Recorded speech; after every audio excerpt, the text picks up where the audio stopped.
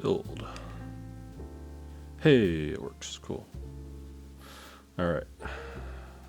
Time to be annoying and spam socials. Of course I forget, like, where to spam socials. Alright, give it a minute. Mostly because I forget where I'm supposed to go. I think I can post in here.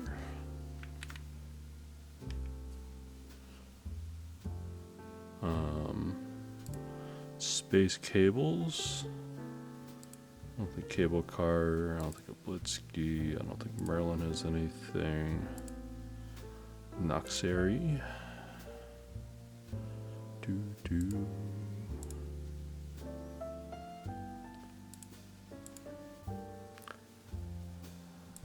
Cubes of life. I always promote myself in here. Fun times.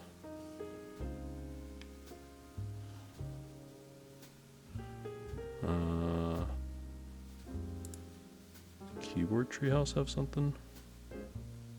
Does no one post in this one? I guess not. Alright, I'll double post there. Whatever.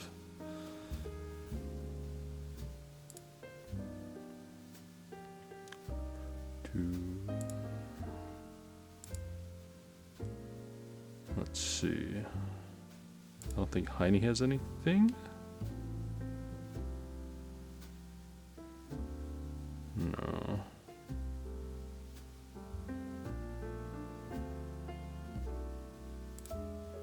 Create keys. I think only if you make one of their boards. Hey, I can put myself in here. Whatever. Guy calls himself double eye patch above me. It's kind of funny. I don't know how that works out, but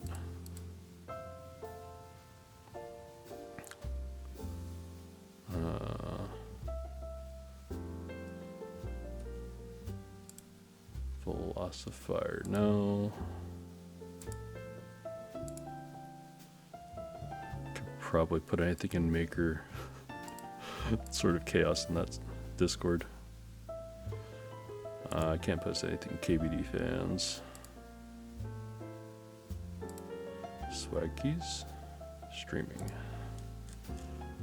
Man. So KFA extras are going to come out. I definitely want to get one of those. I don't really need another TKL, but I still want to get one. Owl Labs, I can sell promo there. I forgot about that place. Yon? Sure. Give me a second here to finish promoting myself because I usually forget to do this. I figure it's probably a good habit for me to get into, just so I have more people to talk to.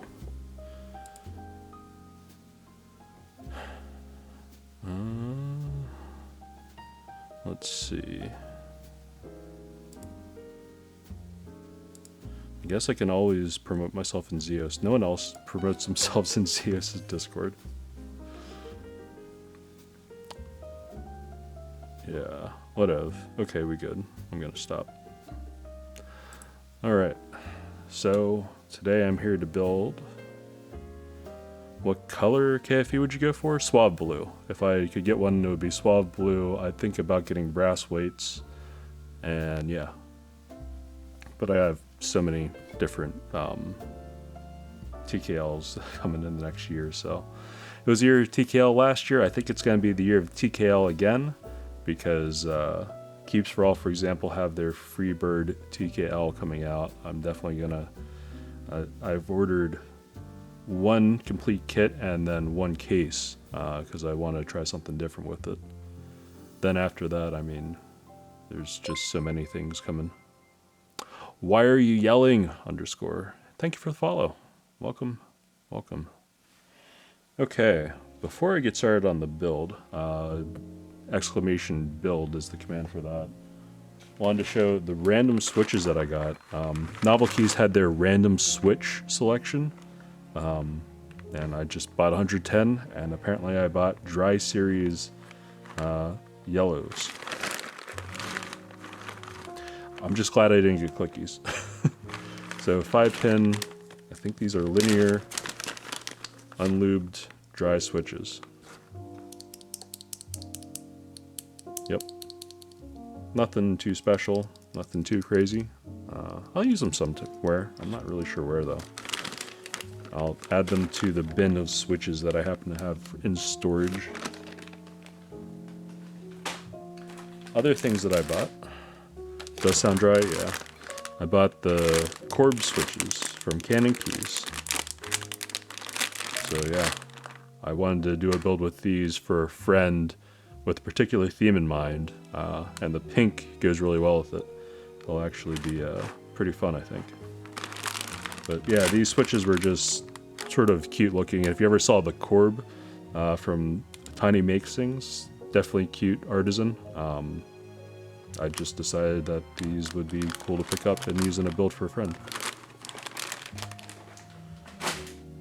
Anyways, I also got a desk mat, some other things. This desk mat is actually from Keeps for All. This is the Violet Cloud or Cotton Candy Cloud or something like that.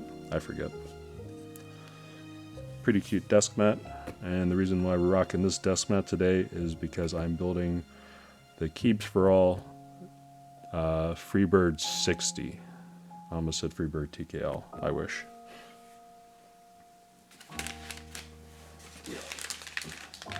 I did open it up already, take a look at it. Let me move this, rest. So, stabs are Duroc V2. That's nice. Always like Duroc V2 stabs, they're nice. Parts are pretty simple. I've already thrown them together on my little Swag Keys tester board with some lube. Need to add a little bit more to, I think, this one and this one, but I'll put them on the PCB and see how they actually sound.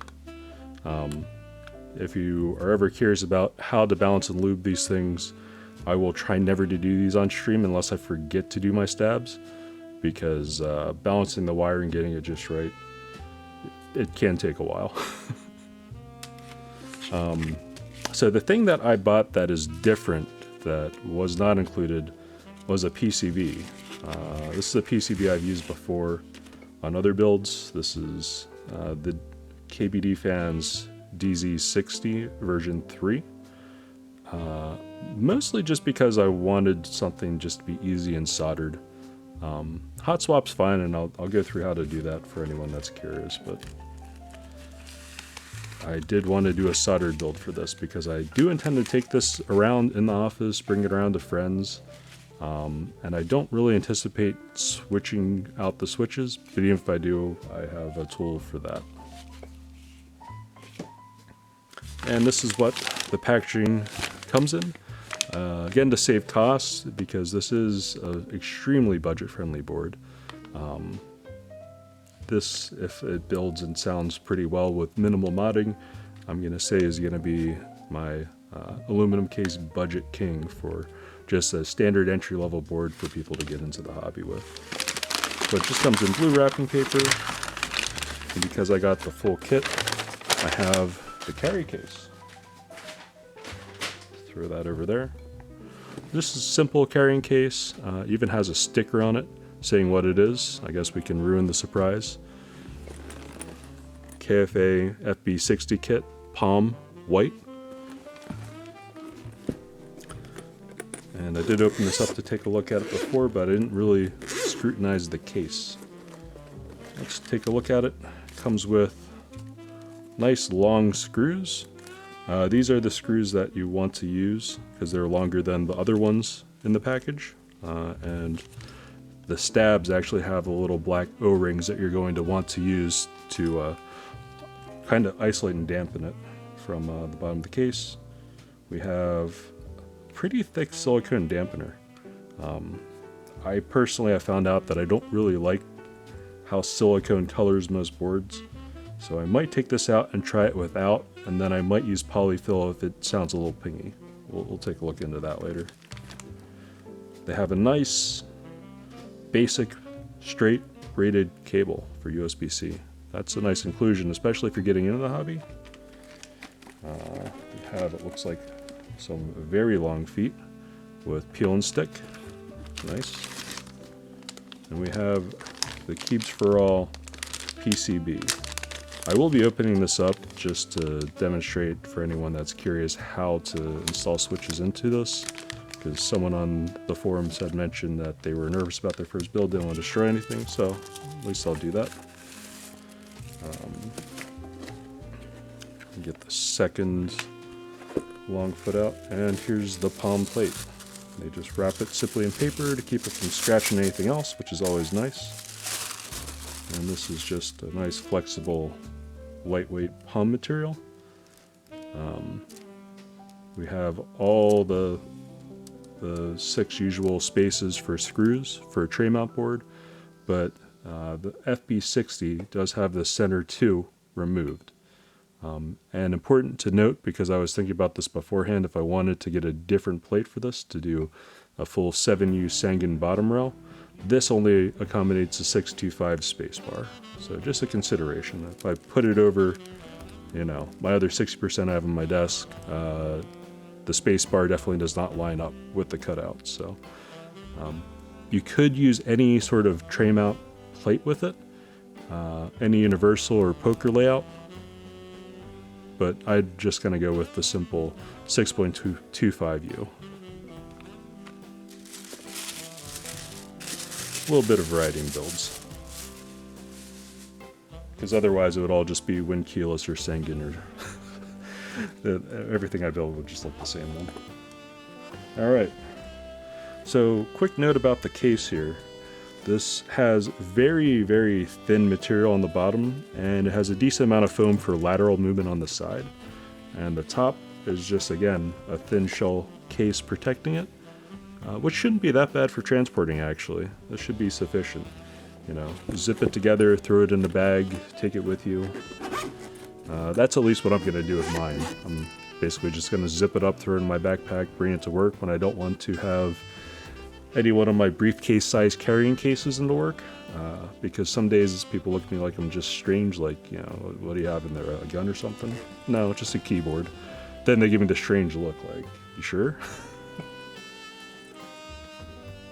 Anyways, oh, still have the silicone in here. Silicone, a little over 1 millimeter thick, it looks like, right around 1 millimeter or so. Pretty standard. And the KFA FB60. This is in an E-white finish. Very nice. Little birdie in the corner. I don't know if you can see that on my Super Potato camera. And my little KFA logo in the bottom right. That's always nice looking. And again, we have a silicone sheet with the 2 extra standoffs that usually are in the middle.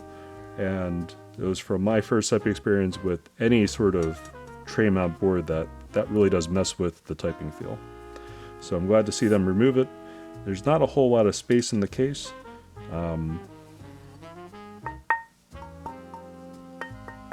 Knocking on a case isn't the best indication of what it's going to sound like, but I wouldn't be surprised if this does come across as pingy, especially around the edges, just because they have a pretty uniform and thin material. Ooh, plane going overhead. But the details of the case are actually not bad. Rather than having just sharp points and edges, they've actually chamfered the sides, so it's a nice 45 to 45 feeling rather than just a sharp 90. I do appreciate that quite a bit, even in a budget build. I don't have any flaws, scratches, flaking, or noted imperfections on the case itself, which is always good to have. So yeah, decent finish to it. It's just pretty bare bones and basic for this. I am going to put the 2 very large rubberized silicone-like feet on. And let's hope I don't mess this up. That'd be embarrassing. I still need to get a garbage can for next to me. I'm still too lazy to buy one on Amazon. Or more or less I just forget every single time I go off stream. Alright, let's line this up into the channel. I'm putting a little bit of pressure on with my right hand to pull it, so it lays fairly flat in. And there we go. That's one on. Just going to press it down, make sure it's nice and in and adhering. It's a nice big size rubber foot too, so it's not going to go anywhere. It's in a little bit of a channel, but it has enough adhesive on it that it should be just fine. Do the same thing with the front here. Oh, didn't line it up just right for the end. I'm going to start by just sticking it down with my finger and then using tension on the right hand side and just sort of zipping my fingers across it to push it into the groove. So that way it's nice and straight. Till the end when I just drop it down. Alright, there we go. Silicone long feet on. Now it's not going to move anywhere. Excellent. I can get rid of this. Let me just throw that over there. I don't think I'm going to use it.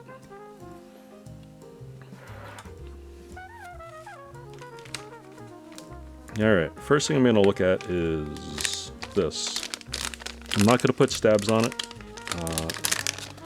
I'm just going to show for building purposes, if anyone's curious what hot swap is all about and what you should do and what you shouldn't do. Let's take a quick look at it. So this is the KFA 60 hot swap board. As you can see, it has no LEDs on it, and that is a deliberate cost-cutting method.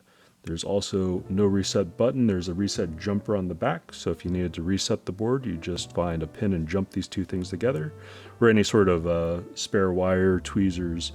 And the good thing is you can do it from the top. You just have to remember which one it is, and it's only a gold-plated thing on the top. This has a layout, so if you wanted to use this in a standard poker tray mount, you could, because it has all 6 spaces to put screws. And looking here, yeah, this is an Atmega 32U controller. So pretty standard controller. It should be compatible with a lot of things. I guess we'll plug it in and see if it's VIA.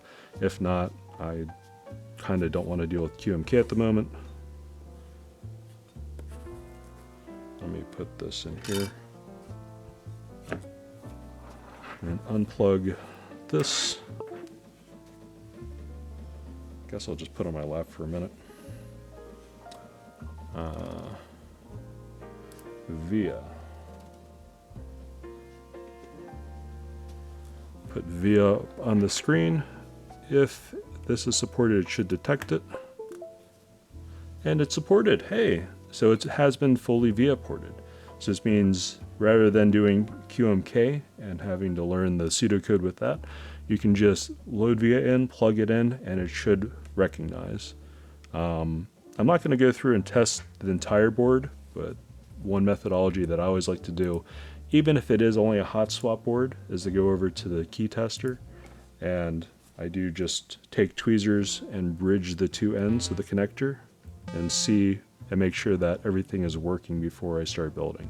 Because nothing's more frustrating than getting done and then realizing that it already came broken with the hot swap socket popped out.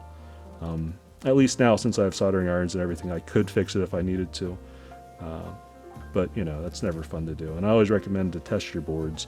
You know, rudimentary set of tweezers, VIA with the tester or any key hitter will work. All right. Anything else I want to say about this before I just give a quick how-to? All right, I'm only doing this because it was asked. Whenever you're plugging in switches, unplug it from your computer. Usually you'd screw in all your stabilizers. I guess I'll show this on this one.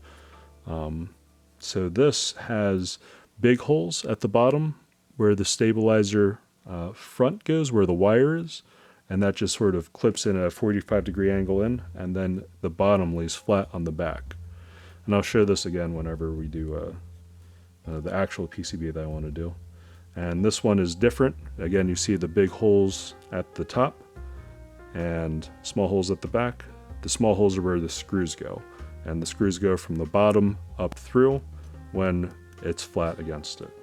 I know it's just a basic thing to bring up, but if you're really new to the hobby, that can be very confusing, and it's actually really easy to think it's the other way around and damage stabs. So just wanted to put that out there.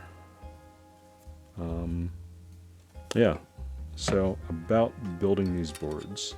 So they have a plate, and it only fits on one way, especially with stabilizers. So if you see here, there's where the two ends of a stabilizer would go. Here's another section here. Here's another section here. And there's one up here. And there's one over here. And switches, you'll have to pay attention to which direction they're in. For example, be cautious with these two up here. These are north-facing switches on row 1 for the first two, right around the escape and 1 key. And down here for the H key. This is a north-facing switch configuration. And it's just to help compatibility with space on the board. Anyways, whenever you find the correct direction to put something in, I usually, for the first switch, will always put it in with the plate where I want it to be. And line it up carefully. And then a good technique is to have a finger behind it as you press in. And the idea here is that you're not going to pop this hot swap socket out if you're supporting it evenly. And the real trick with any hot swap board is to make sure the metal pins are straight and parallel with each other. If they're not parallel, if they're not straight, you do risk damaging the socket. As you can see, there's a little bit of a gap up and down, right and left, but it's one of these things that if you put too much pressure on the socket, you can destroy the solder on it, you can push it out, and that's not good. So push it into the plate for the first few. Take a look, you can line it up if you have 5-pin switches, or you look at the back of the switch here. Oh, thanks. I'm having a good night. Hopefully you're having a good night too. And just press it through. Then you can check from like the side profile to make sure that it is actually flush with the PCB. So that's just a real quick crash course on how to populate your basic hot swap board. But apparently I want to be on hard mode, so I would like to take these out and put them in a solder board. Because, yeah. Actually, I don't know why. In theory, hot swap and solder boards should be pretty much on par with each other. It's only the fact that I'm planning on taking this around and traveling with it quite a bit. If you are new to keyboard building, if switches don't fit in the plate, this plate seems to be pretty good with the tolerances. Do make sure that your switch is properly put together, that the little legs where it clips in if you have lubed your switches are not sticking out too much. You might have to put more pressure on the housing to make sure it clips in, and then, it should fit in. And again, if you're feeling any resistance when you're putting anything together, especially with switches into a hot swap socket, don't force it. Good things do not happen. Alright, let me put this aside, let me put this aside. I guess I should not have my key in my lap.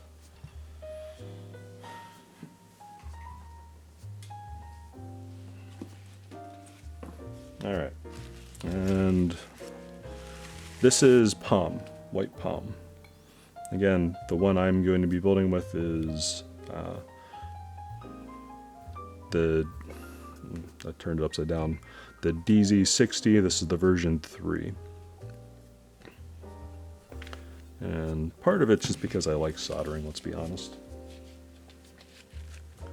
I'm going to put this PCB in here, and then I will think I have another DZ60 version 3, and I will just be sorely mistaken. Oops. I know that'll happen sometime. Okay, first thing I'm going to do is I'm going to fire up VIA and check this PCB. This PCB has RGB, which I kind of don't care about. But it looks nice, I have to say. A lot of people poo-poo RGB, but I don't know. Something about RGB when you have it is always nice though. Alright. So we have this. I'm going to change a few things on this right away. First of all, I'm going to go to the layout. Yeah, it's all preference. So this has 625, and because this has different formats than other things, I just have to take a look at this. So row 4, I'm going to split the right shift and have a delete button, because I do like my delete buttons. I do not like split backspace, so I'll keep that. This has to be in 625 for the plate. If I wanted to get a different plate, I was actually thinking about getting a carbon fiber plate for this originally, but I want it to be something that people could just pick up and try to copy stock almost if they wanted to. So whether it's this PCB or the Keeps for All hot swap PCB, you can essentially do what I'm doing right now, which is nice. Caps lock. I never really use caps lock. I will use a layer key, momentary 1 to get to layer 1 by holding down the caps lock button. So layer 1, I don't want all my color buttons to be here, so I'm just going to have these pass down through. I'll leave reset there. Reset's always fun to have. I'll have to figure out the lighting keys sometimes later, but I did want to put my arrow keys, so up, left, down, and right for WAS and D. So by holding the caps lock function key, I can now just have this as a layer here for navigating around. I do find it to be useful. This will have pass down through because I already have a delete here. I don't need a second one. This I want to be right shift, delete. I guess I'll have one be a menu. Right, I'll put right control on the end. I'll have this be right win, and I'll have this one be menu for app. Actually, I want this other way around. Oh, do I? Nah, it should work there. I think I have my other boards set up like that. I don't usually do this setup, but anyways, there we go. Key tester, test matrix, and key sounds. VIA is pretty neat because it'll remember whatever layout the PCB is if it's recognized. Alright. And again, I'm basically just shorting across the socket to have it register, and this just tests the PCB functionality so I don't start a full build in a PCB that actually is broken.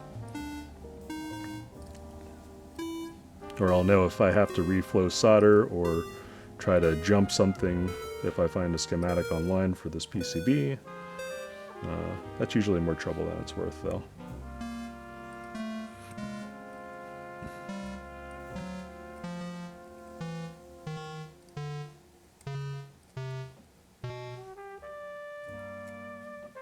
Uh-oh, did I miss a switch?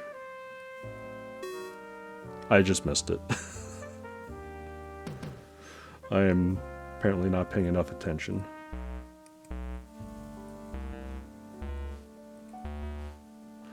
Hey, Brand Clicks, what's up? How's it going?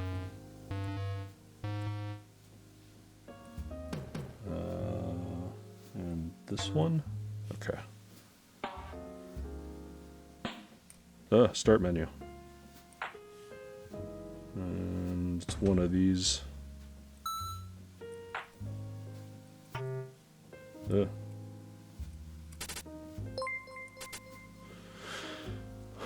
Brand Clicks, thank you for subscribing back. I don't know why you subscribe, but thank you. Much appreciated. For everyone else, don't subscribe. I don't really stream or do too much. I don't even have a 3-month subscription thing because honestly, I don't expect anyone to subscribe. I don't really incentivize subscribing, let's be honest. I just want to talk to people while I build keyboards. But thank you. Does mean a lot, man. How have you been?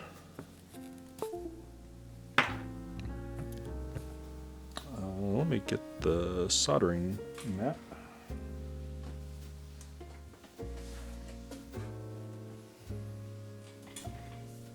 I deserve it. I don't know about that.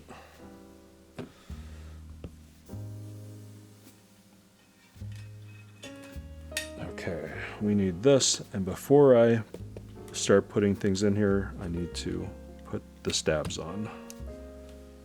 Guess I'm giving away, or I gave away by surprise, you know, what keycap set I'm using, but it's in the build command anyways. I've been doing pretty well. I was actually pretty busy this year at build stuff so far. I don't know. I'm also thinking I might start considering opening up a build service too. I don't know. I don't know if anyone's interested in having me build their board, but had a weird noise to it.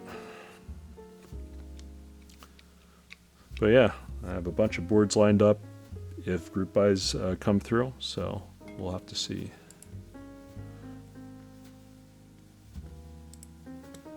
So what boards have you been up to recently? Anything fun? Anything cool?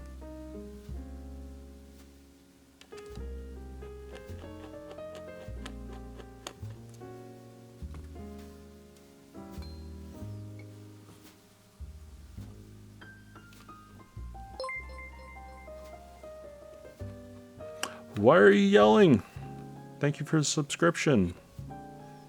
Thank you very much. That's awesome. Thank you. School just started? Oh, so you're probably busy. That's good. This has so much Swiss cheese at the bottom, I don't know which one to put it in. Okay, apparently this one and this one. Triple check just to make sure because I never remember how the Swiss cheese goes. Okay. Exams are heading up. Uh-oh. Better do good. Study hard.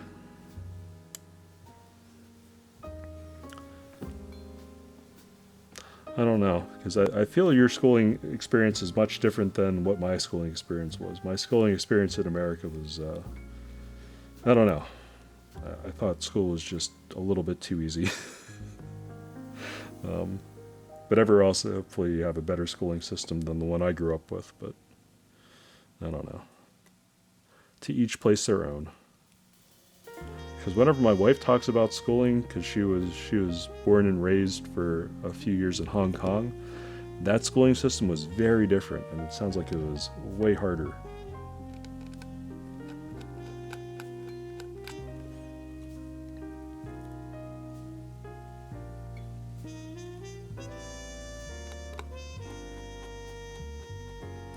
But yeah, in America, I was one of those kids to, you know, nothing really fazed me. It was sort of like, just go to class, sit there, learn things, and then regurgitate for tests. So, I don't know. I am old. I guess that's the takeaway. Alright, now which stab cutout is it?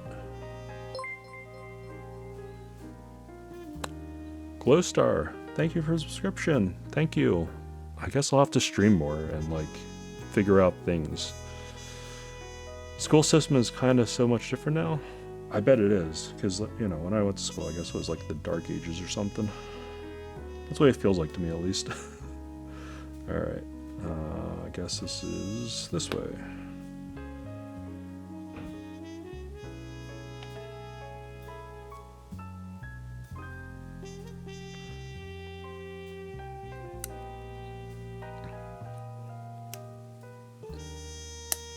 Alright. Hear that satisfying metallic click of the metal going into the PCB just right. So much more than just learning? I hope it is, because I mean, that was one of the things that I lucked out on, was a lot of teachers actually taught you how to think rather than just exams, because so often, you know, even up till high school, like, it was just teaching to exams and standardized tests and stuff in America. It was kind of sad. It feels bad, man. Hopefully they're actually teaching people how to, you know, do research, think, be critical about stuff in a good and positive way. I don't know why I was measuring up that hole. That one's just, that one's pretty simple. I'm losing my mind.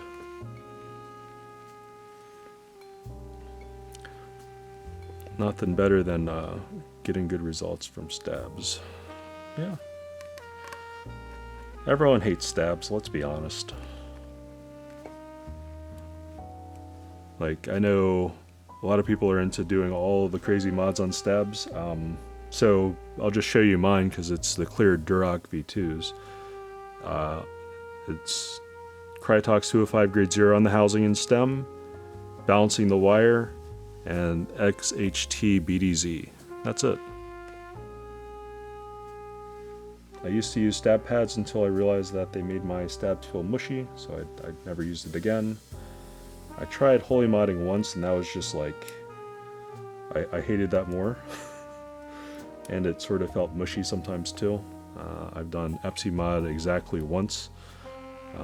It took me longer than I had ever planned, and I just didn't want to do it ever again. So maybe I'm just lazy, I don't know. But I think I have pretty decent results for most of my stabs.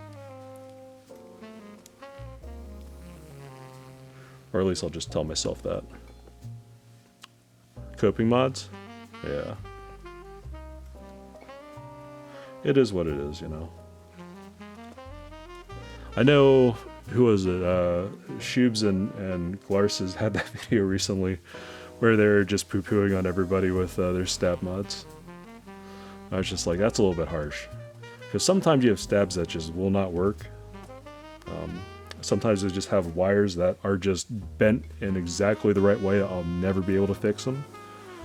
So that's why I advocate just buying extra wires if you build a lot of keyboards. Just have extra wires sitting around so you don't have to deal with that. Whenever you find one that takes you more than an hour to do, it's not worth it. Just get rid of it, man. Alright.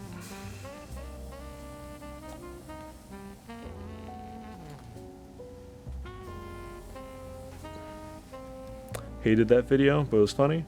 I mean, so both of those guys, I think part of the reason why they're so successful is you can be a non-keyboard enthusiast and still like them, because they have that comedic timing and background first and foremost, it seems. They're both definitely very into keyboards, but they seem to have a strong background in comedy and comedic timing, so I think that is definitely part of their success.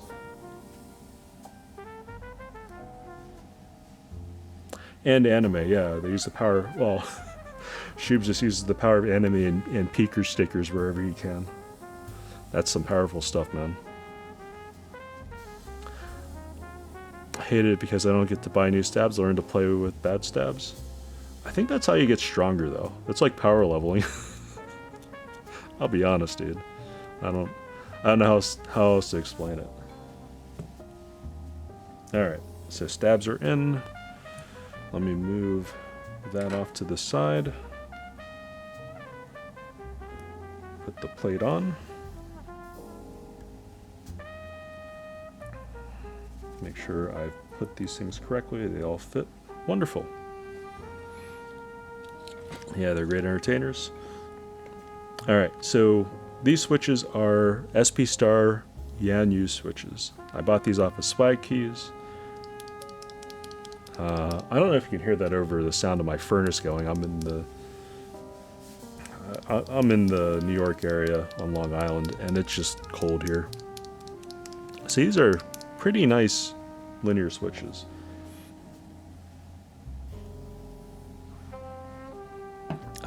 I generally like SP-Star switches because they have a nice, clean, reset upstroke sound to them. How's my daughter liking her board? She likes it. She wants to stand on it sometimes. I get a little bit nervous, but it's her board, and if she breaks it, that's the only one she's getting for a while. No, all joking aside, I mean, you know, it's a decent board, and whenever I need to type upstairs, I just pull that board out and go to town on it. Okay.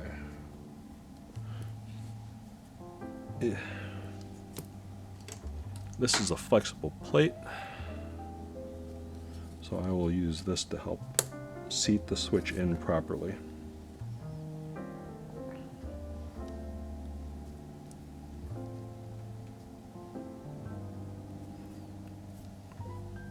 Yeah, kids are fun. So this, if anyone's wondering, is a plate fork, I think they're calling it.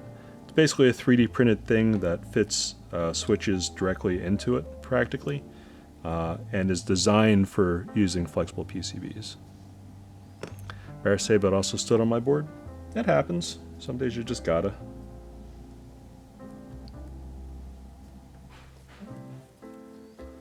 But you know, my older daughter's 4, and she just sort of does whatever she wants nowadays. The younger daughter's like, I guess, 1 and 3 months now, so.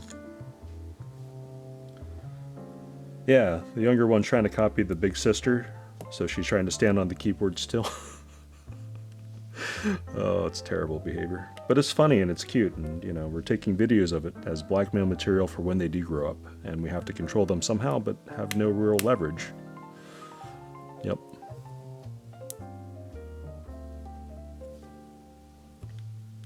It's just sort of funny and silly. All right. This is a black cherry pie. Switches couldn't fit in the plate for some reason, so I did the only thing. Only thing I'm not following. So this is a black cherry pie, a needlessly expensive switch, but I think it sounds pretty good for a spacebar switch. So I will be putting this in the spacebar.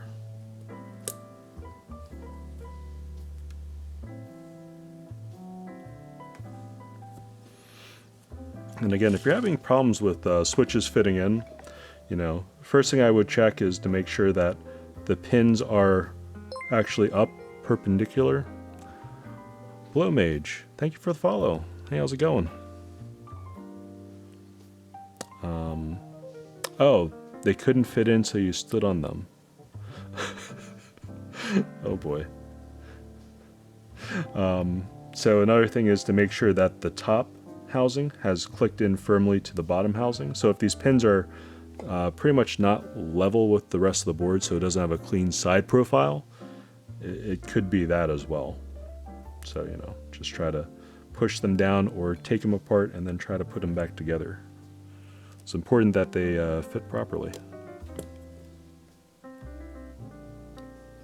All right, let me put in some switches and then I'll test my stabs.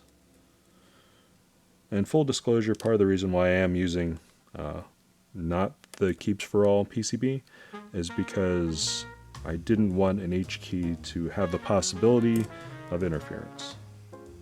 So let me just state that plainly. I think the switch goes here. I think. Sounds about right. And let me just put a few switches in the middle.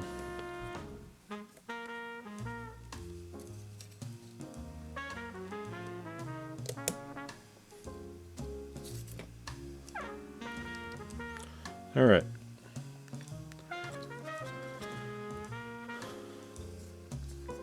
I think the alignment plate was off with the plate and the PCB, so the switches were at an angle. Yeah, that's easy to do and dangerous if using a hot swap. Usually I recommend putting 4 corners in for a hot swap board first and seating those to use those to pressure them together to hold the plate generally where it should be. Then it's easier to line up and just put individual switches on. I'll show another little trick here if you don't have one of these things in a moment. Let me test the stabs real quick and see what they sound like. Also, Brian Clicks, this board comes with, well, at least the full kit actually comes with the stabs included. So you can see how good some people have it with just buying whatever stabs they want. So Duroc V2, I actually really like a lot.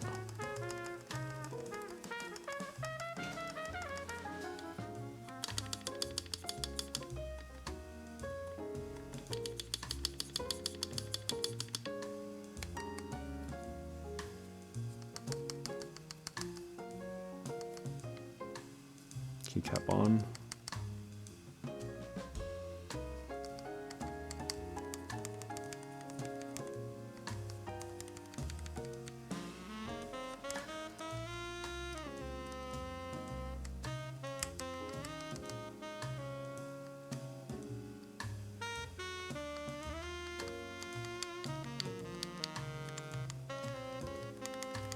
So this one and this one need a little bit more lube.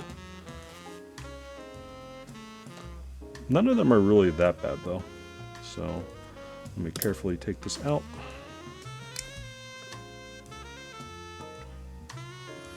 Yeah, I'm not sure if you heard of Keeps for All. I don't know who they're,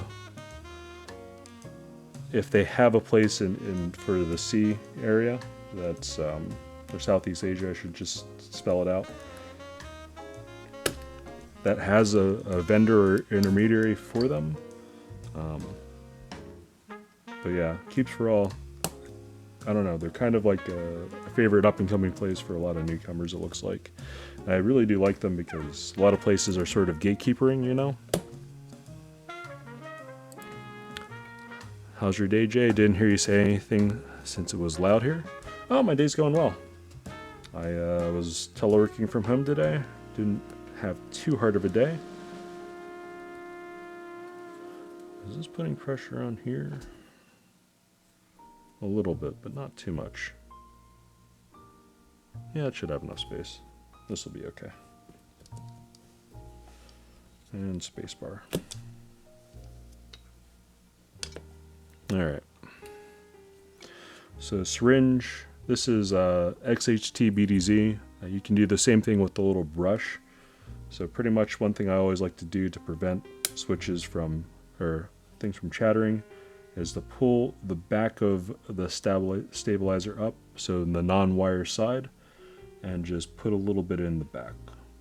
This technique is commonly just called plugging the butt, and it's because it plugs the butt. It keeps the wire from rattling.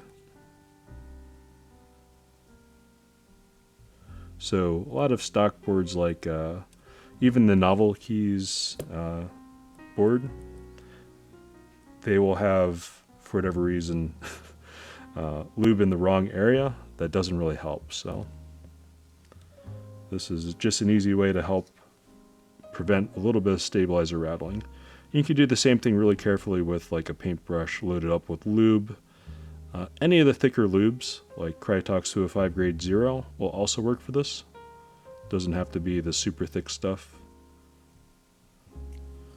Like for example, here's my syringe full of Krytox. You know, Krytox 205 grade 0, it's just kind of runny. This is thick. It's sort of mixed between like, I guess almost like a toothpaste, peanut butter, a little bit more watery than both of those viscosity.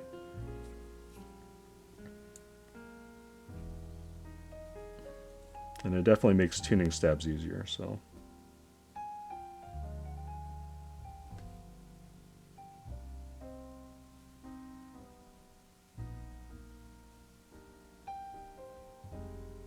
Should I clip this in the other way for you, PCB? Why is that not letting that go up the whole way? I'll have to look into that real quick.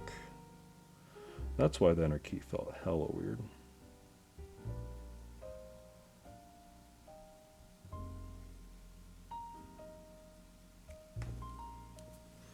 Alright, let me fix whatever I did to this thing.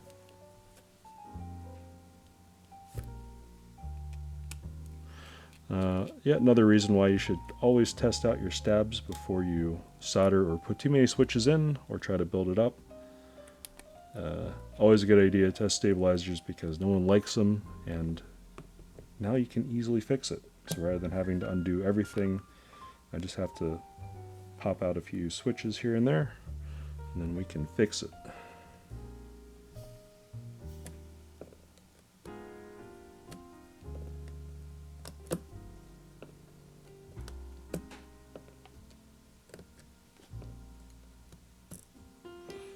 I guess the stabilizer is the wrong direction after all, which is why that side of the plate is way high.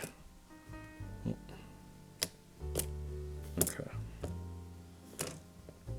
I guess I'll put this in the other hole unless this is just a compatibility thing for this one. It might be.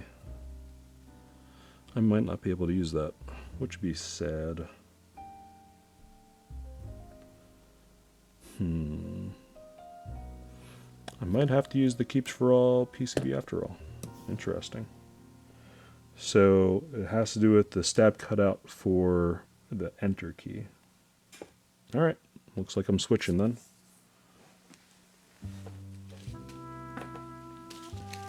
Because otherwise I probably would spend the time to try to file this palm plate down, but it's not worth it. I just want to get this built. So rip me trying to be different with my stabs. Oh, hey, thanks for lurking. Get some work done. Do study hard. Good luck on your exams. And thanks for stopping by again, Brainclicks. Always appreciate having you around. If anyone wants to check him out, he is on YouTube. He makes sound tests and other keyboard-related videos.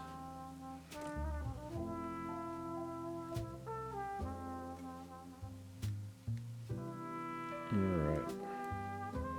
Well, I'll just redo these stabs by putting them in here. And I guess we'll do the full hot swap build, which I wasn't planning on doing, but that's fine.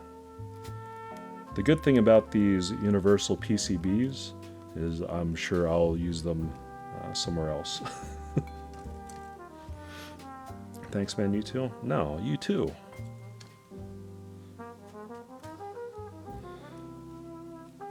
Alright. This will just take a moment to correct. Then I'll have to redo a little bit of VIA programming.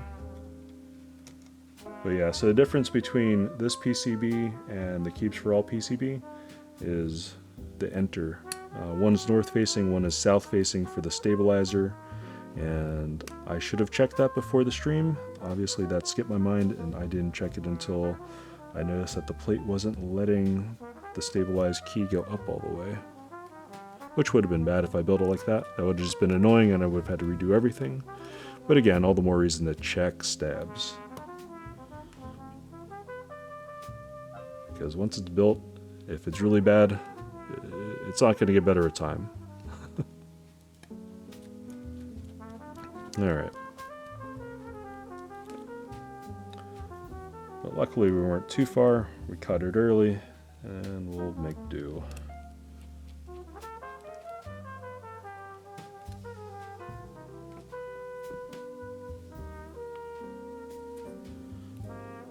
Huh. Now I'm really thinking maybe I should just buy a carbon fiber plate like I wanted to, and just do a separate rebuild of this board. See where I can take it. I might do that actually. Sounds like a fun little side project sometime when I have downtime between keyboards. Because coming up, oh, there goes this 625U. Yeeted itself off my board. And coming up, I'm going to be pretty busy with doing random builds for myself. And I might open up commissions to do builds for other people. I don't know. I'm looking into it as far as how deep down that rabbit hole I want to go. Don't want to be responsible for too many other people's stuff, but, you know, it's a good way to keep building stuff even when I'm waiting on group buys and boards to come in rather than rebuilding every one of my boards a million times. I'll probably end up doing that.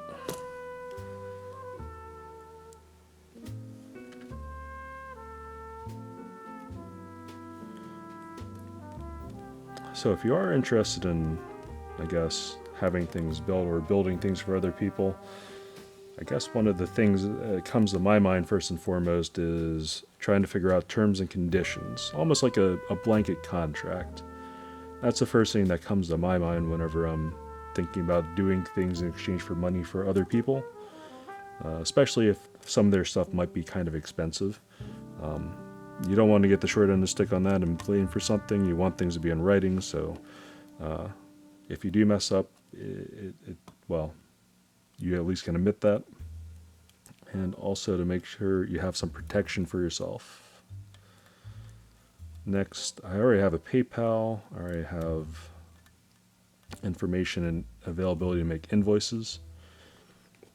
I know a lot of people are making sure that PayPal doesn't get their lovely fees and stuff, but if you're going to be doing any sort of business regularly, I think having invoices is probably the way to go, just for protection for you and protection for the other person. And then have a procedure with, taking pictures, making sure that, whatever you're sending out has some level of insurance on it, and that you're communicating with people. Then last but not least, I guess, would be scheduling and figuring out who to build for and what you can comfortably build at what prices. So I guess that I just run through everything that I need to do to open up commissions. I guess I should do that sometime since I'm already thinking about it. I guess the last part of that would be then to probably set up a mailbox, because I live with my family and I definitely don't want to dox myself, even if it's to a client. May as well just pay and set up a mailbox. I think I'll probably end up doing that. It seems worthwhile, seems fun. Why not? And this plate, yeah, it fits us like a glove, like it's designed for this. Because it is. Okay. My stupidity aside, let's redo. So make sure the pins are aligned, and I'm using the silicone mat as a flat surface I'm pressing down into to make sure that I'm pressing the switch flat down into through the plate and into the hot swap sockets. And this is going to be like a super quick build now because hot swap, easy day. Oh, I get to use this.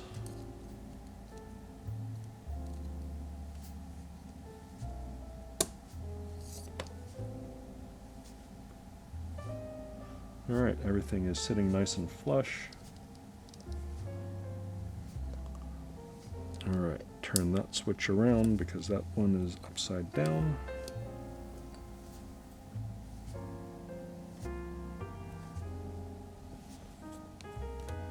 Same with this one. Oh. This is the problem with super flexible plates. They'll fall down with switches as you're putting them in. So once I get the corners in, I guess I'll show a little trick that I like to use with super flexible plates if you don't have one of these available.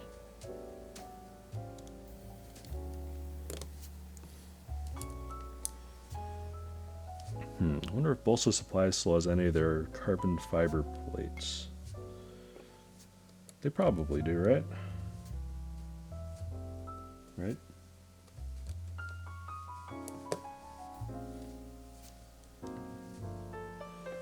Alright. So one thing that I'll try to do if I'm building a super flexible plate, support it from the middle, push down, and I'll build from the center out. You see I use chopsticks? Yes, you could use a chopstick. This is a special purpose thing that I bought from, I forget the shop, but I think it's called a plate fork or something like that.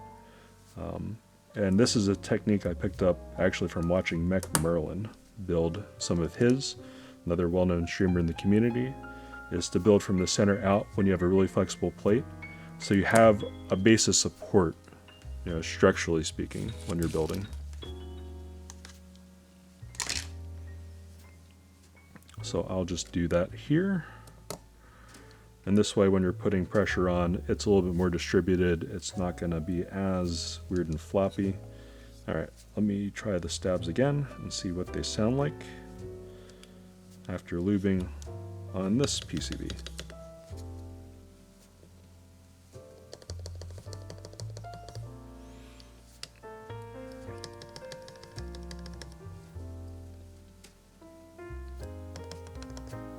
Alright, they all move freely and return all the way up.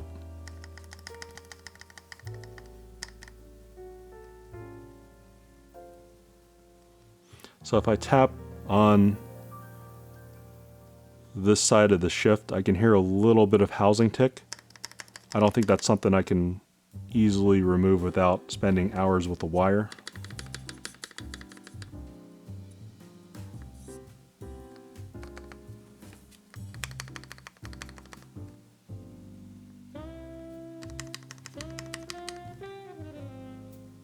A little bit of housing tick on this one too. I might want to put a little bit more lube on the side of the stabilizer stem and housing to take up a little bit more space, because usually it's not much. But other than that, it would be taking out the wires, trying to make sure that the joint where it goes 90 degrees is actually 90 degrees. That's usually a reason for that. And also it just could be tolerances. But it is what it is. I don't think it's that bad, actually. I think if I'm spamming a key in a sound test, it's not going to really be noticeable. If I start tapping lightly and brushing them, it might be noticeable. But I think that's livable. And these stabs, I think they sound okay.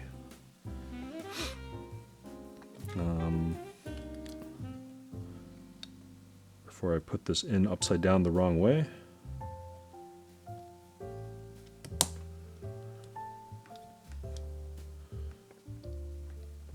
Again, I'm just basically pulling up the plate with my finger on it to help stabilize it, and then pushing the switch straight down in. And that's the technique that I'll use, so I don't have to use this. Especially if you're new to the hobby, no use in buying all the fancy stuff right away. Just see what works and what you like to use, and techniques like this will have you spending more money on keyboards rather than just gear. Unless you like gear. If you like gear, buy all the gear. Why not? It's a free hobby, you do what you want. Oh, this one's not going in right away because the leg is bent. I'm not following my own advice. I'm not looking at all my switches carefully. I'm just going to use my fingers quickly to bend it and make it straight. If you have tweezers, even easier. Just going to bend it so it's straight. And this should fit in.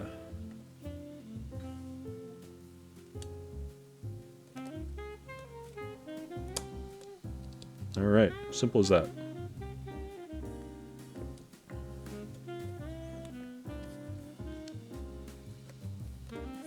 Oh, the plate has collapsed because I tried to put that in. Oops.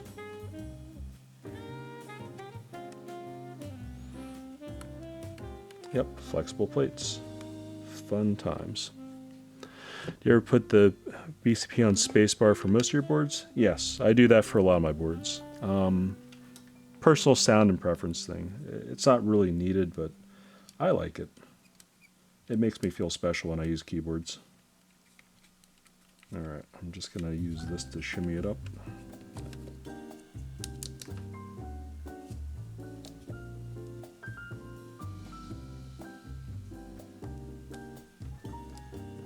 Yeah, okay. Back to normal, back to normal. Alright.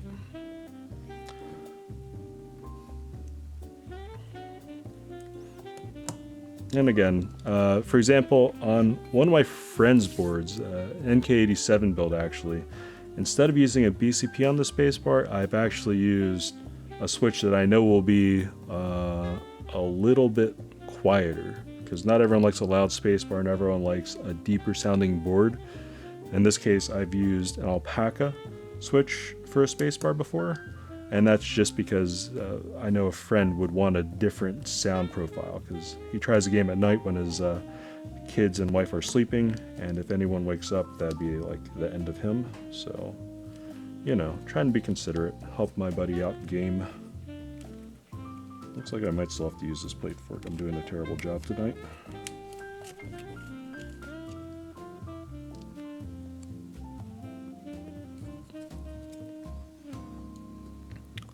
Should have put a box shade in. That'd be the troll thing to do. Alright, let's take these keycaps off and build this properly. I've just collapsed this side now. So much more work for me. Okay. yeah, switch preferences and what switch you put where is a personalized thing, and I wouldn't presume to tell anyone to put any certain switch anywhere. But, you know, putting a black cherry pie on a spacebar used to be a lot more popular. I mean, Shubes, I know, is a streamer personality that does it for, as he puts it, pretty much all of his boards, and I believe him on that. He seems to be the type of guy that likes it, but yeah.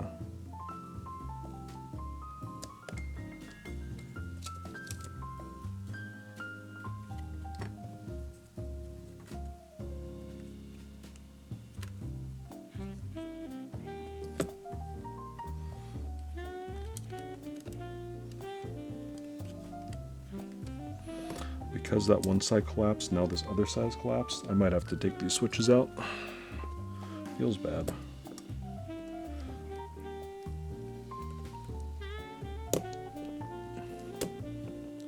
Since these are 5-pin, they will stick into the PCB even without much support, especially in a hot swap board like this.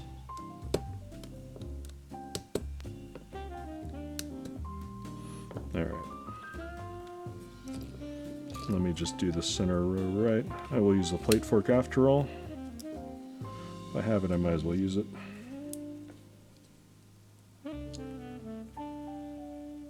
Alright. Those are clipped in. Beauty of the plate fork is I don't really have to think that much. I just have to not misalign switches so I don't mangle the hot swap socket. I kind of want to try it. Yeah, it's not a bad experience. I mean, if I get done building this board, if I stop messing up, you'll get to hear a switch, or I guess you can hear pretty much most of my sound tests actually have BCPs in the spacebar now I think about it. I just find it a generally pleasing switch. It's a long pull switch. I usually put a heavier spring on it, like a 75 gram, and I think it works out pretty well, especially for spacebar.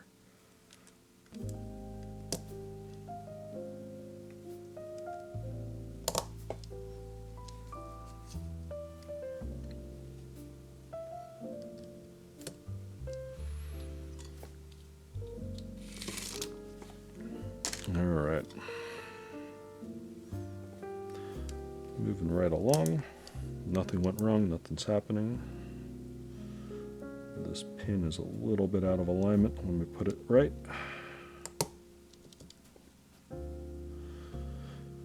Okay.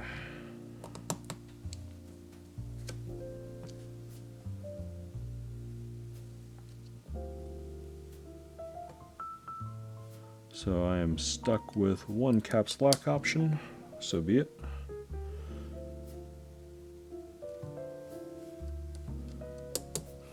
Oh. This plate is rather flexible, which I think I'll like actually with this. I guess there's only one configuration for this bottom row, makes it simple.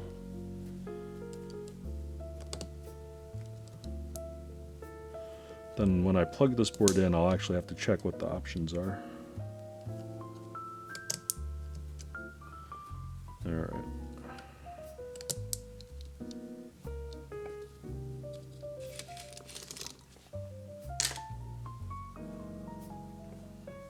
I guess I don't need the soldering iron or the fan if I'm not going to solder. Easy. Man, I guess that means I'll spend more time modding it since I'm not going to spend like the better part of half an hour soldering to an hour and then 15 minutes for cleaning up PCB.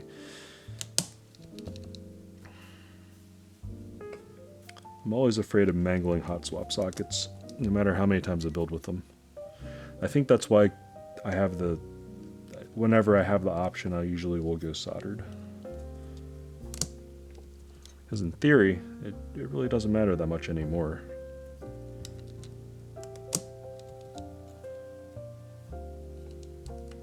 And now that there's more hot swap socket boards coming out than ever. Frog VOD the other day, can't wait for yours. Nice. Yeah, Frog's a nice keyboard. I mean, especially for the price. Some people say, oh, it sounds a little bit hollow compared to some other boards. I'm like, yeah, but at what cost? Those other boards usually cost way more.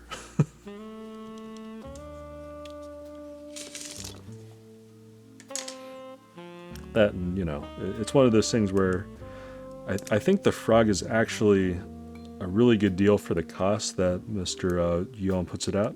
So, because I think if he wanted to sell that thing for more money, he definitely could have.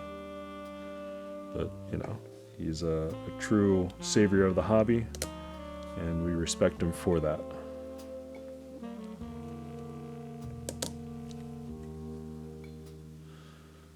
Got mine with foam though? That's fine. I usually buy boards with foam and then just never use it, so just in case I need it, I have it. I guess I always like to have the contingency plan. So do I need... I don't think I need one here. I think I can put a switch north facing and south facing. Is that going to be right?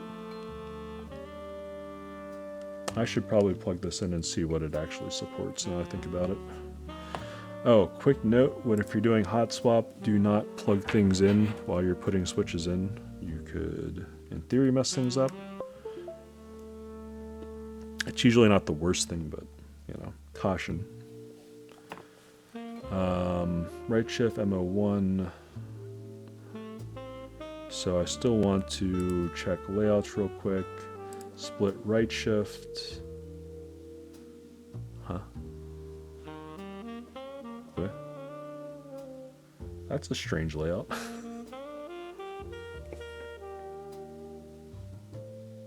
I don't know how I feel about this.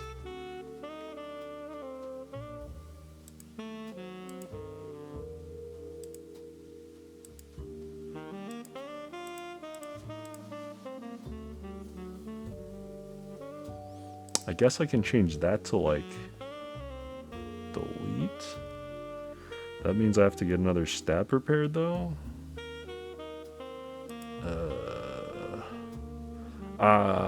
Keys. Interesting. I did not foresee this.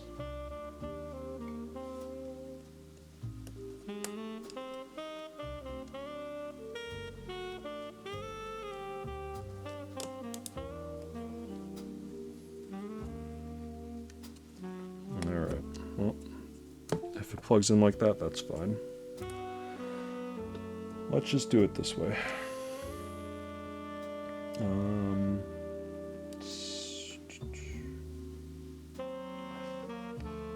think it's going to be this way. Is it down or is it going to be up? I will never get the spacing right for these.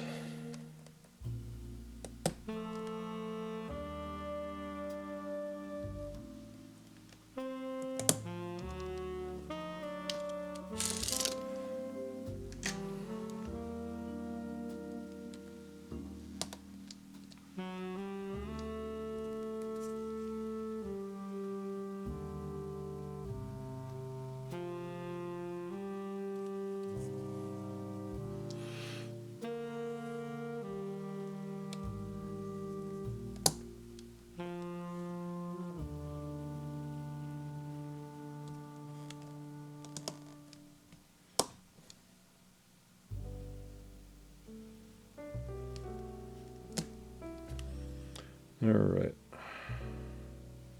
So I'm going to have to break out the keys to figure out what to put on this bottom row for the spacing. They just have a mix of both north and south facing sockets, which is a pretty good way to solve space and hot swap socket problem. The problem is I just don't know what sizes fit where. So if I put this here,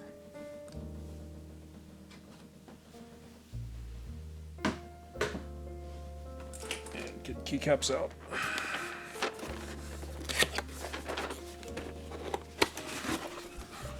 Alright, so I think these are all 125 here, I would think.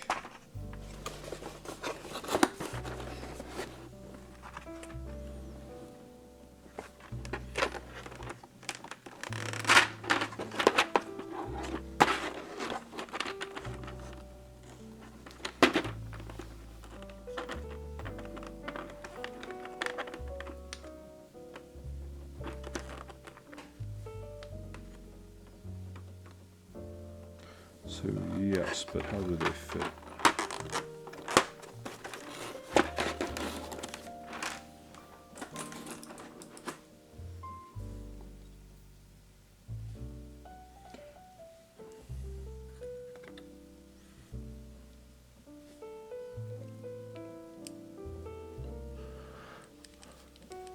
He's got those keycaps for gel. Nice. I do like a good set of boring keycaps. Whoa, this is this way facing. What? The designers went crazy on this one. So wait, if I put this in here,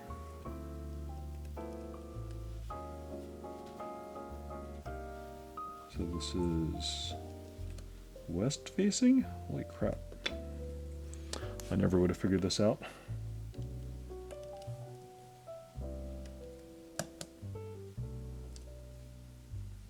Huh. That's a novel way to do things. I actually kind of like that. That's actually kind of an elegant solution to the problem. Alright, so if that's on here, this next one then, just north or south, I think that's going to be south facing. If I'm not mistaken with this keycap. Yep.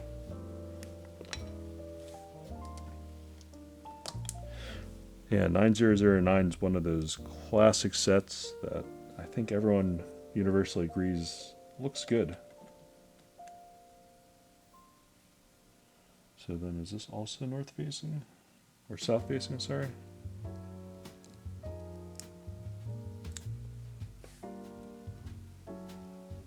It is, okay.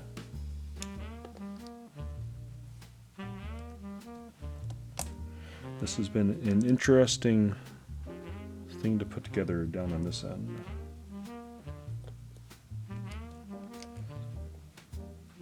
So then I bet that's also south facing. No, it is north facing. What? This layout. This is a funky layout. Subtle pastel colors of 9009? Yeah. It's one of those classic looks too. I think that's why I like it, just because I'm an old person. Push all these things in. Yeah. I was pressing them in pretty well, so they should be good to go. Well, let's see if I did a bad and mangled a socket. Good, it still plugs in. Let's make this like a delete or something. Let's make this control.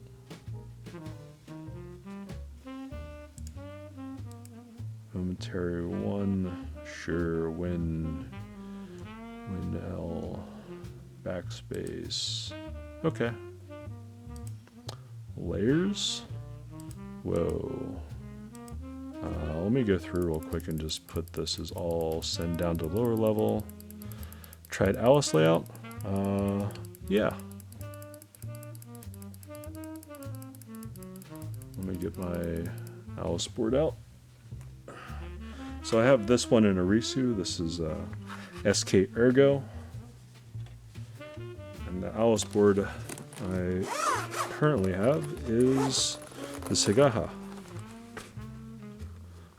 I think this thing looks pretty nice, and the Segaha is the board that has convinced me that I really want a better Alice layout, and it's convinced me that although I do like some of the functionality and extra keys on Arisu, that I like Alice better, just for typing, because I got used to 60 using WASD for arrows.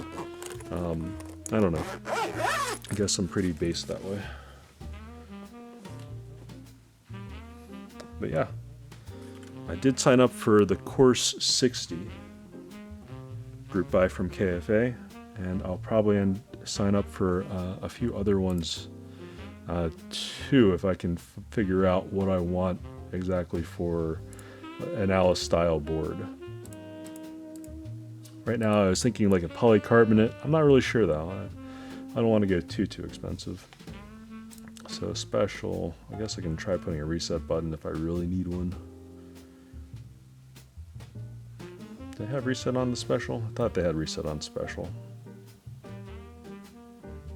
They have stop, they have sleep, wake, power.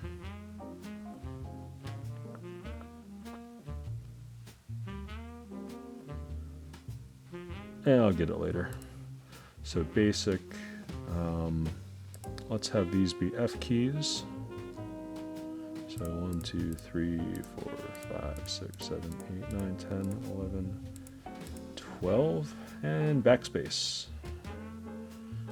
And layer 0, right shift delete, and the long, I wonder if I have kitting for that. I don't even know if I have kitting for that. Didn't Owl Labs make an Arisu? Yeah, they made a board called an Owl Risu because of course they did. Puns are funny. I was sort of interested in that board. I don't really know though, because the more I look at Alice boards that I would really be interested in, I almost went for the Bell and Rose, which is a pink polycarb board. But I think I'm going to hold out for something that really catches my attention as far as another board. I was looking at a Southpaw Alice plus numpad configuration, the Mountain Alice, for a little bit. I was looking at H40's board. He has I forget what it was called, but he also had a Alice style board coming out that was in polycarbonate. I don't know, I just had my eyes on a few different ones. I haven't really pulled the trigger on any of those yet. Now to see if I messed this board up. And since I just threw things in here,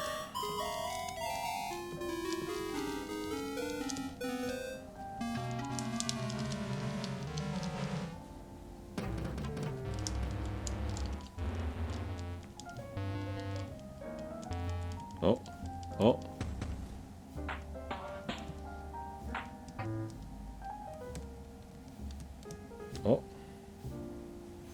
Alright, so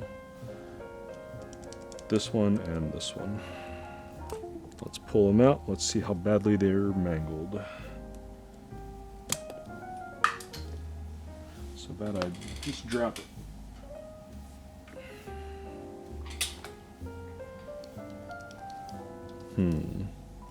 Pins are not bent. Let's try another switch.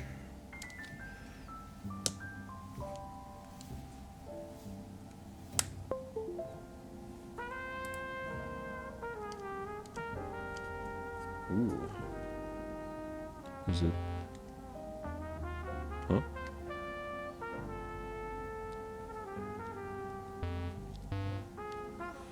So is it? Oh. Too much noise.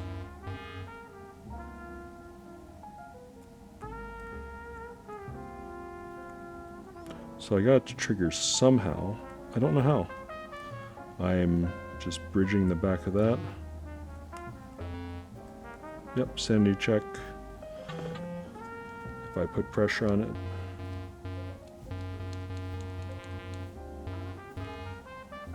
Alright, I might want to reflow that hot swap socket then. Unless it just magically works every time from now on.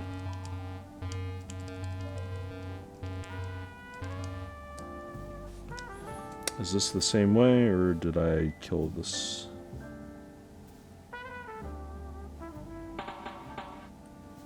This might actually just be bent pins. I hope. Yeah, bent pin, alright. I feel a little bit dumb for that. Alright, I said not to do that, but that's one easy way to test. Alright, so let's see if this continues working. Let me unplug then replug to see, make sure it's not something weird.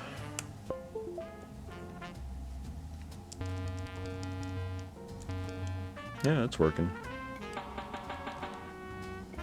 Alright, looks like it's okay.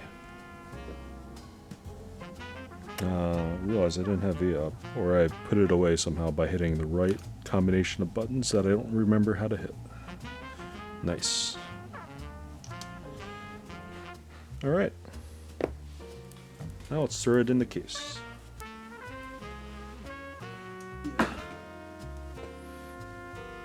Alright, we're back with these. These are the longer screws. Oh, thanks. Yeah, just a nice mouse. Punach, thanks for the follow. Thank you. So this is the bag that had the stabs in it. And it has these red washers, which are for the stabs. These gold screws that go with the gold receptacles in the stabs. And then we have these little screws and O-rings. I happen to have black O-rings. That's fine.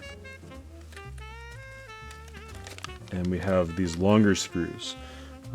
You want to use the longer screws. There's 4 longer screws. There's 4 shorter screws for the gummy mount. It just will make it a lot easier. So let's go and try that now. And because we only have 4 places, 4 standoffs, this is even easier than other configurations. And because these are longer screws, it's even easier. Why are you yelling? Very cool mouse? Yeah, I like it. It's just, you know, regular Final Mouse and Zeus finish. I'm gonna try to do better with coordinating the color mouse for whatever I'm building. I'll try.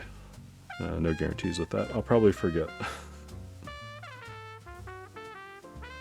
Alright, these feel like semi-stiff O-rings, which is fine. I think stiffer O-rings, for tray mount boards especially, actually helps the sound quite a bit. If they're too soft, they can easily be over tightened and you won't get the sound that you really want to go for. So I'm going to put one O-ring on the screw, then I'm going to start inserting it into the slot or the hole where it's going to be, and I'm going to hold the screwdriver like so with the screw in it, and I'm basically going to put the other O-ring on. So I've seen some people try to, you know, put O-rings on the actual standoffs, but since they give us longer screws, this is just by far the easier way to do this. So rather than everything to be a struggle, we can at least make this a little bit easier and less painful. And then I'll continue doing this for the 4 standoffs. And this will be the least painful small O-ring mounted tray mount modified board that I would have built. And this just sort of fits through with a little bit of pressure, and it's in. I'll just hold it in place like I said before and feed the O-ring onto this side. Super easy. No hours of trying to line the board up properly then screw it down in. When you do put it down on a raised surface like this so it doesn't just, you know, punch out the work you just did, because that'd be sad. Alright.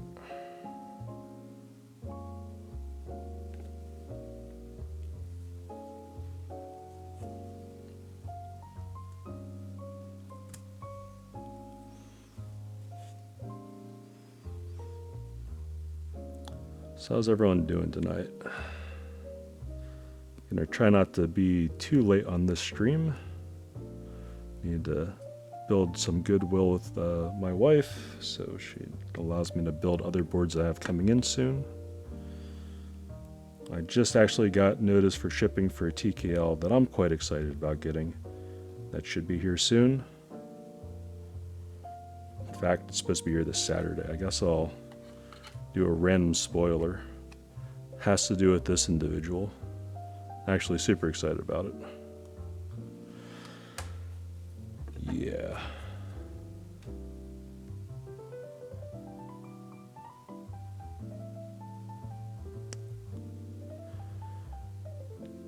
Just nervous about the semester? Oh yeah? It's okay.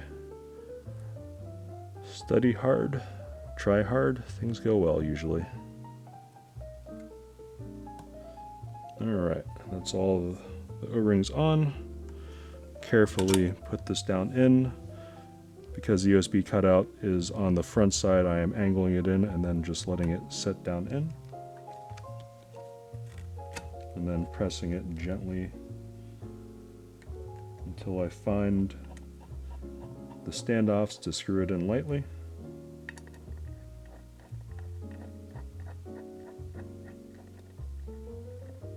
Until I find the standoffs. Where are the standoffs?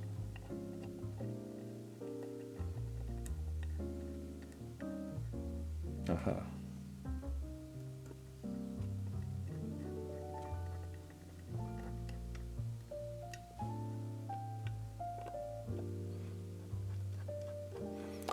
Me too, my midterms are already next week. What? Midterms?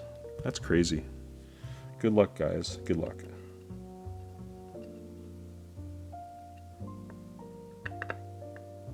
Alright, and once I get everything in, I'm actually gonna go until I feel a little bit of pressure and then loosen it up a little bit.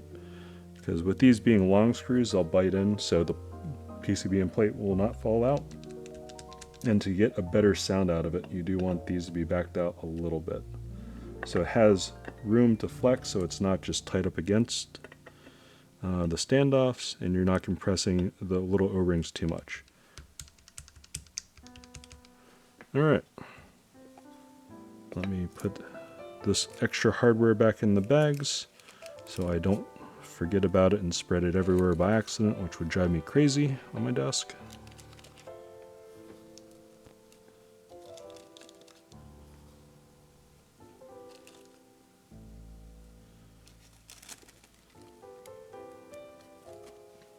I need more tea.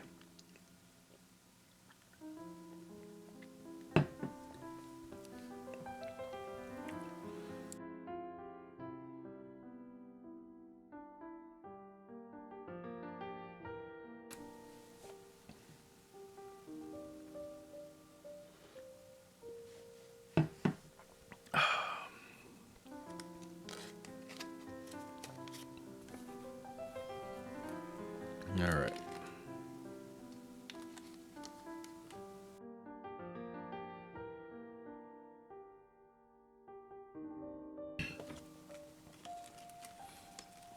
And put these back in so I don't lose them. And let's put the keycaps on. The best part.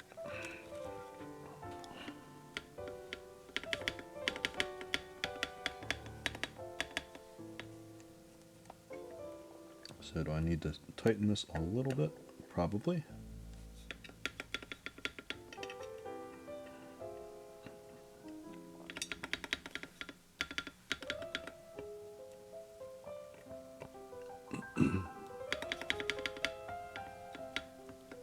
Okay, there's actually a little decent amount of flex in the middle of the board, which is always nice to see.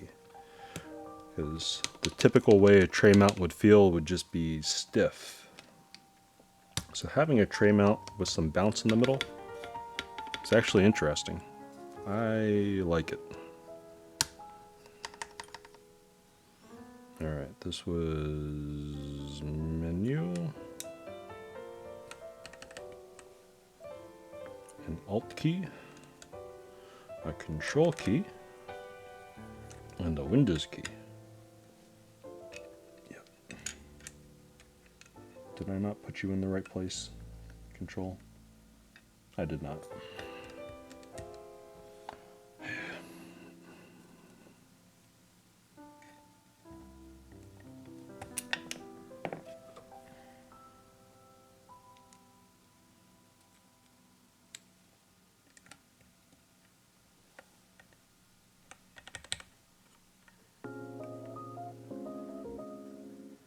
We have to take it out real quick because that does not look like it's seating properly. Interesting.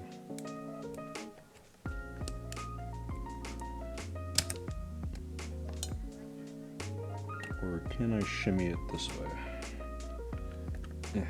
Might be able to do it like this actually. I guess my official recommendation would be to take it out. However,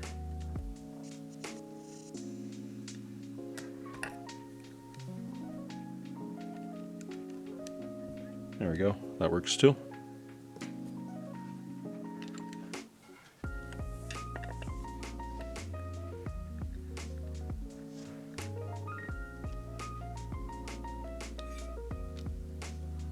All right.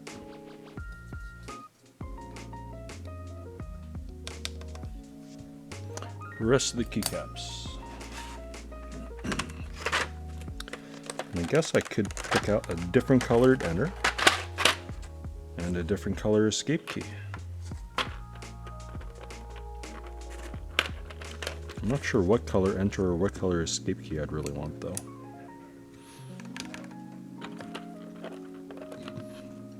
I guess since I have this pink-ish background, I guess I'll use the light red pink color.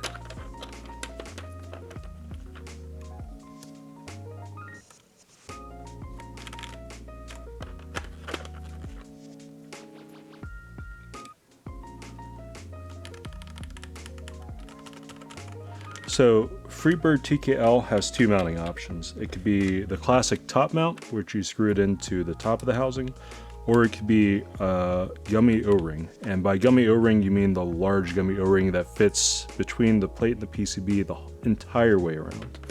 So it's a different mounting style than these little O-rings. That will usually make things sound a little bit more muted, maybe a little bit fuller to some people's ears. I think it usually sounds quite nice, so I don't have a tilde key anymore. Why did I put the F keys? What am I doing? My brain tonight, man. Apologies. We don't have F keys. And I'm really gonna have to take this out. RIP. I'm on autopilot. Apologies. Let me fix myself. More flex too? Yeah, it should actually dampen it out quite a bit with a little bit of flex. It shouldn't be too crazy. The plate selection that they've made is from the Jane V2 CE. Always good to see that. It's a classic plate, it's well proven, and it works.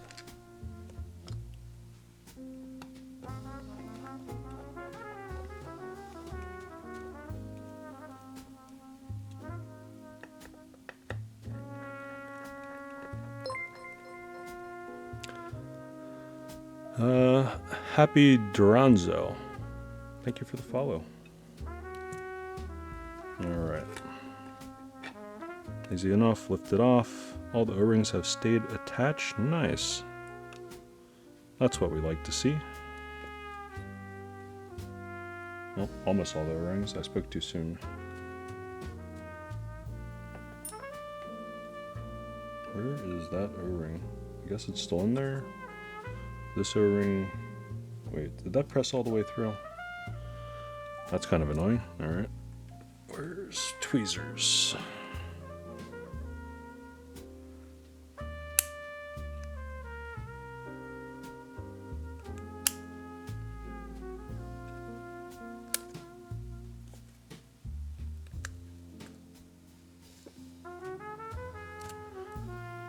Huh.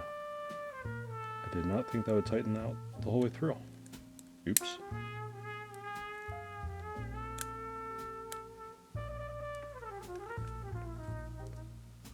That's a predicament. Alright, let's pull this switch out. And let's rescue this by pulling the rest of those out too. So I'm gonna put the cap back on that. Oh wait, no, the O-ring's just down here. Alright, I was about to do something extra unnecessary because I didn't see this O-ring fall out. Oops.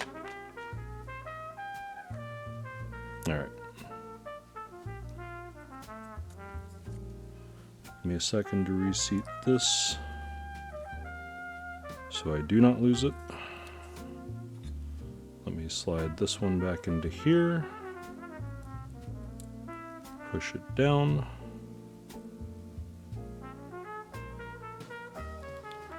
Okay. And this one only has one O-ring there, one fell out. I didn't see it fall out, so my bad.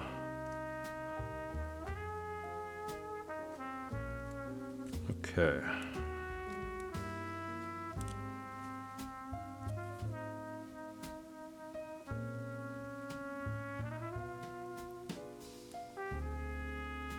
All right.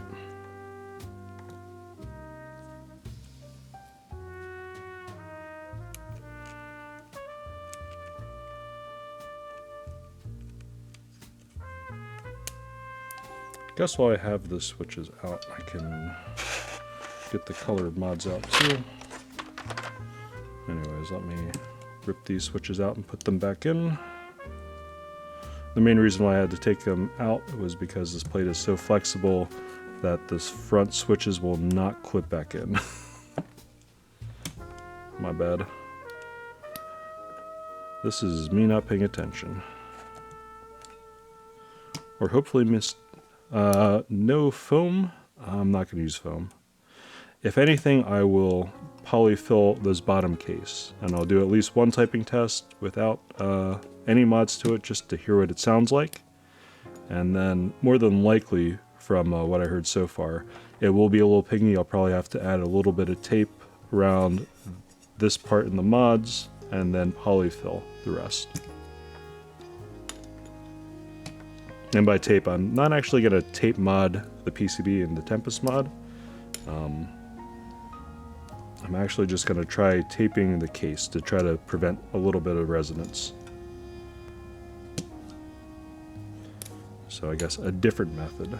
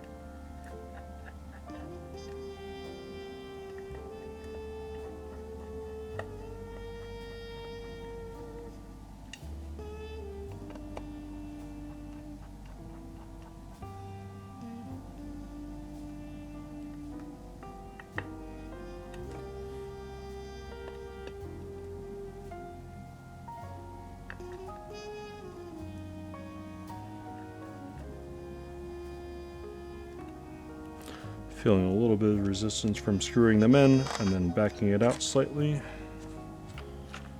That way I don't over tighten anything. And then I put the correct row of keys on for 60%, being the numbers, not the F row. Oh man. I'm a mess tonight. My apologies.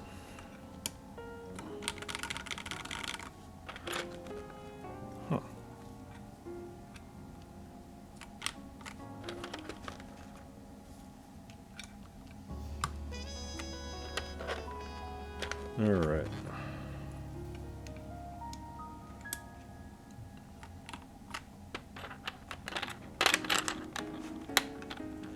Tab. Hype. Yeah, I definitely hear a little bit of the pinginess in the sides here.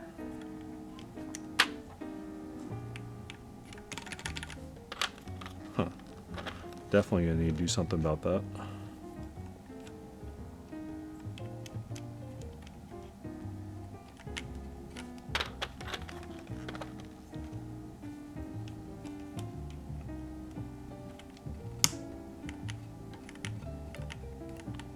That's a lot of movement in the middle. I'm actually pleasantly surprised with that amount of movement.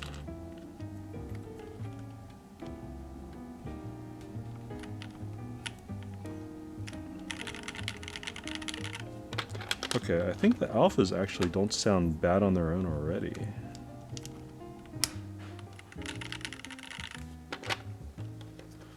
Not like you could hear it over the sound of that furnace. Holy crap, that thing's loud. Okay, a little bit of resonance and hollowness, but nothing too crazy. I can't pick up the caps lock.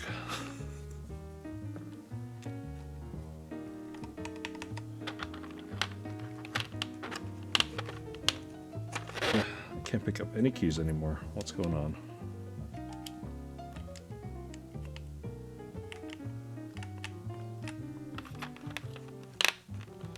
Ugh.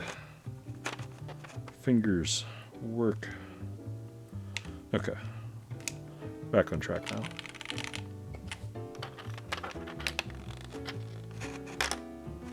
And this set is just EPBT. Nice, simple, good set.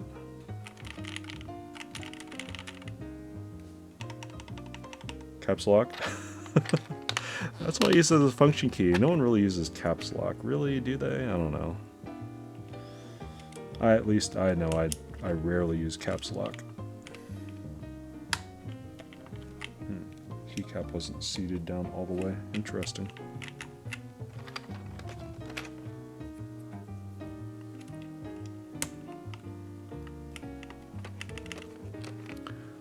No cap.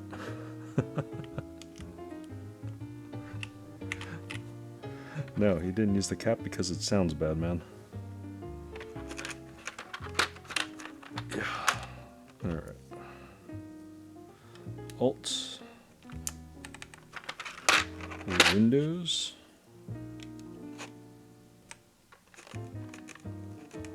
Control. Alright, let's find some colors real quick before I forget to do so.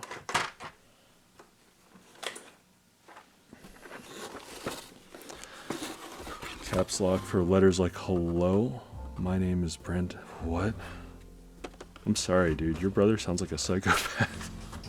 He does that. That's crazy. That's so much more effort.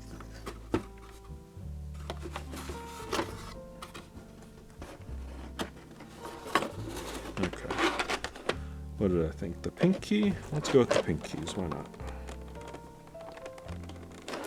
Open this up without everything going everywhere, please. Okay. So one good thing about the EPBT set is you have so full of a kit to choose from. There's so many keys. You know how I agree on your brother.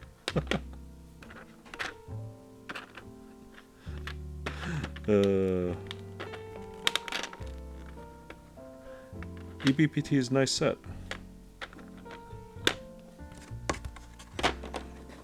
It's not bad at all, actually. I definitely prefer the trays to GMK trays, I'll tell you that. Sometimes you're wondering what's going on inside his head. I'm not sure if you want to take a look inside that chaos. That sounds like a bad time. Alright. So with this layout, if I'm going to believe the size, is it this size? A deal key? I don't know. Or is it this weird sized? So it's a 1U shift, and then a longer key here for question mark. I don't know if this kit actually has it. I might have to use like one of these. I don't even know if that's the right size. That's not even the right size. What size is this? And what layout is this? And who came up with this idea? It's crazy. GMK does have the best trays. Also can eat them. Yeah, if you're into survival, hardcore survival, you know, GMK trays. Only trays to get.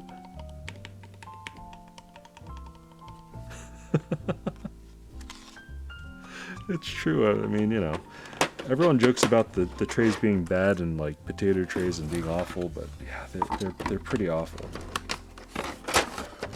Yeah, okay. I don't know why I'm just having this box here. Let's just move the box. The box is the problem, I think. Alright, so delete 1U shift. They have both. And the correct profile. Okay.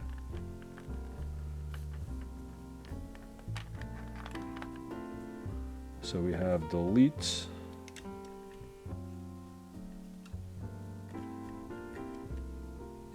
Get on there. And 1U shift.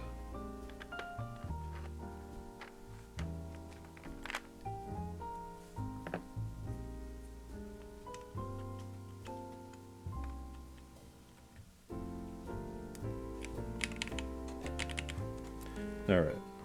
And then the next key, I don't think they actually have that. I don't know if anyone has that. I never saw that before with like a 1.5 U size key here for question mark.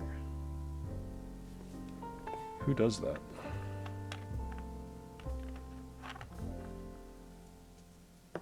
It's a weird size. But we'll fill it with this, and I'll just have to remember one question, it's the caret.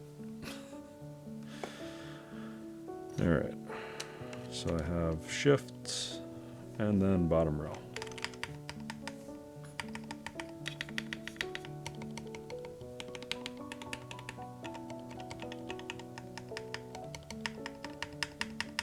It's very loud. Interesting. Spacebar is definitely prominent, I'll say that much.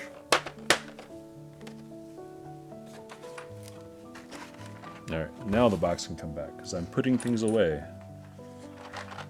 I like it though. I was going to say, that's the main reason why I put the black cherry pie in there. It's loud. It's distinctive. I think it sounds kind of good. Alright.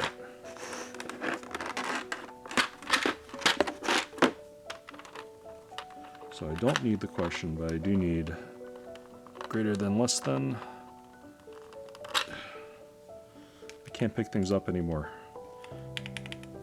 I trim my nails just in case someone comments on the stream about how long my nails are. And I can't pick up my keycaps. Feels bad.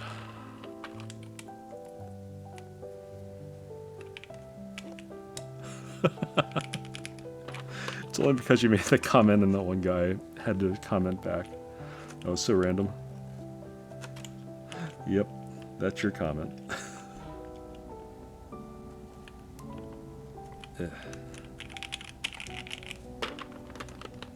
Okay. Almost done. This build has taken a little bit longer than what I actually expected for a hot swap board. My bad for that. And the stuff will just go here. And the shame of taking these out without realizing I didn't need them. Guess well, it's recorded now. It's on stream, whatever.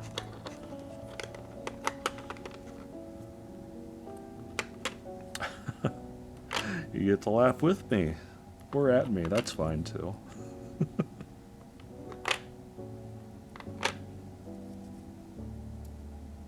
7, 8, tilde.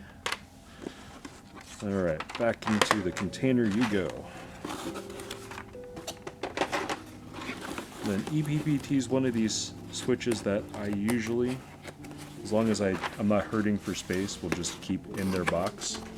Whereas GMK, immediately I transfer them to their own bin or plastic bag, and then that's where they live forevermore. I just get rid of the horrific packaging that is GMK. Alright. So, one comment on this board. You're gonna like the keyboard output? Yeah. It is definitely lighter than my other boards, but it's not like featherweight light. You can still tell it's metal aluminum and decent quality. Like the fit and finish of the board, I actually, there's nothing wrong with this. If you told me this was more expensive, I'd probably believe you. It's not heavy like a Fiel or anything, but it's decent. Alright, key tester one last time to allay my fears that I've done something to the, of course I have.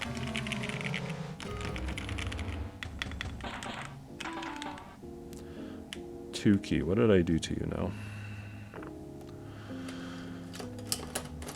And then we're just gonna go in circles troubleshooting my keycaps the rest of the night. Alright. Pin bent. Okay.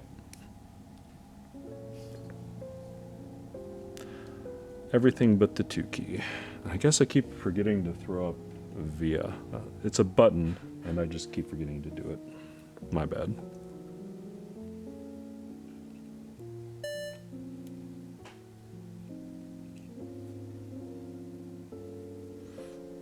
All right, I'm gonna put this in, the plate's gonna collapse, and I'm gonna feel bad.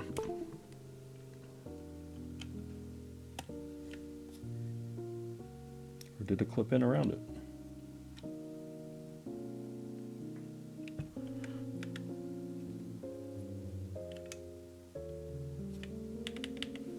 I'm not convinced.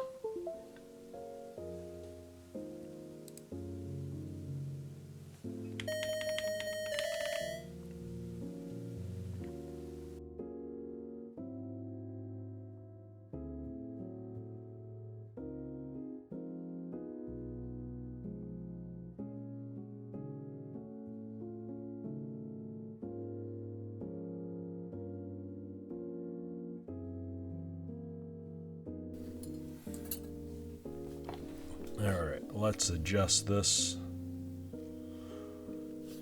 for typing test. And I need my wrist rest because I'm old. And I need to find where I put monkey type. Drink some water, please? Yeah, I definitely should. I just have tea. Monkey type. I need to adjust this monkey type. It's kind of small. But I type slow, and I want to hide that, so. Alright, let's pause the music.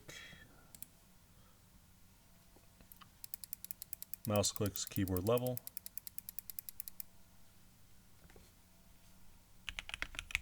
Caps lock is on. I didn't program a caps lock key.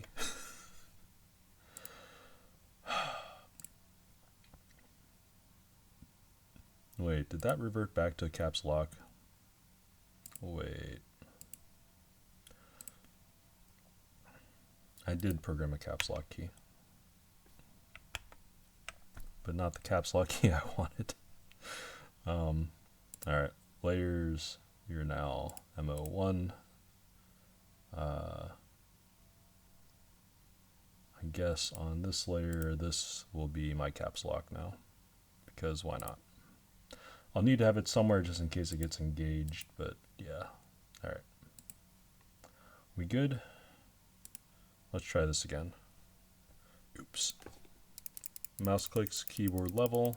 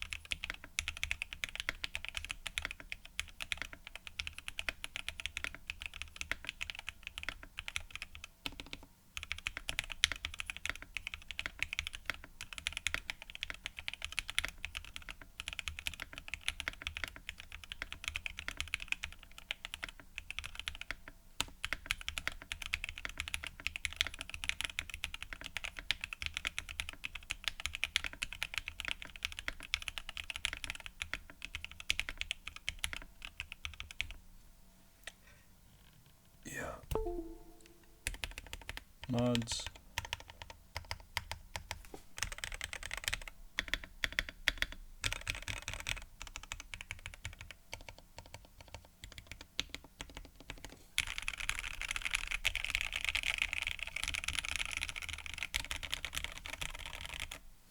Okay.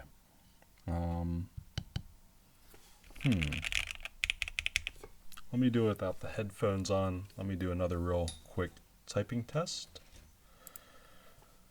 Just so I don't have the headphones in the way.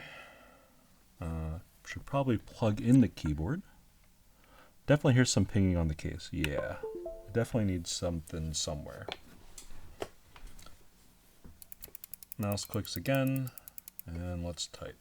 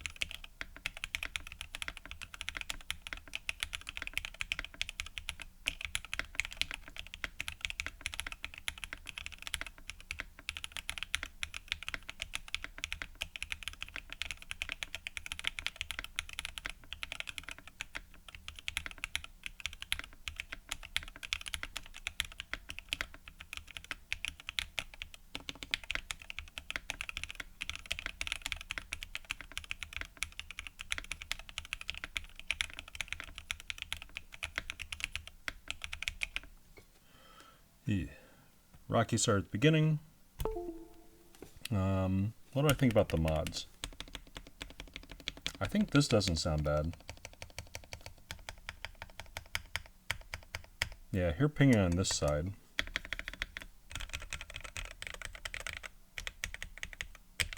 I think generally just has resonance.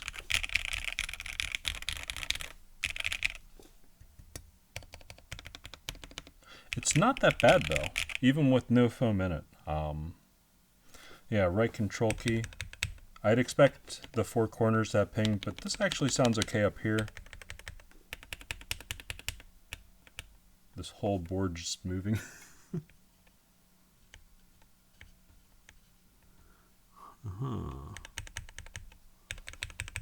Yeah. I think if I put some tape on the bottom, well, pretty much this direction here, because everything in the middle sounds okay to me. I'm not even sure if I really even need to poly-fill this, if I'm being honest. I think it sounds okay. Not the best, but okay. Let me restart the music.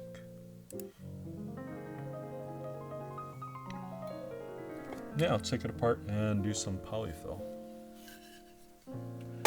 And tape. Let's see, let me change my mic around again too.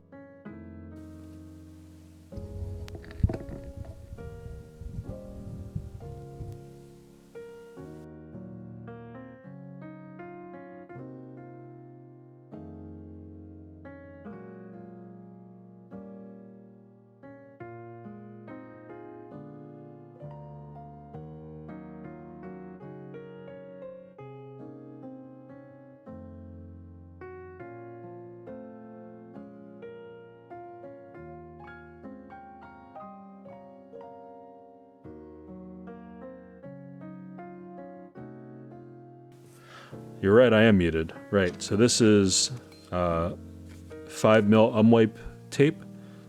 Just basically going to cut 2 strips and space for the cutouts, and then we'll try it again.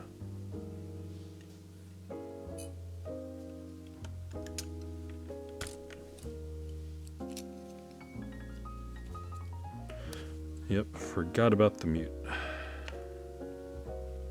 I do that whenever I'm changing the mic arm position, just so it doesn't sound terrible for you guys. But then when I forget to re-engage the mic, that's like dumb of me.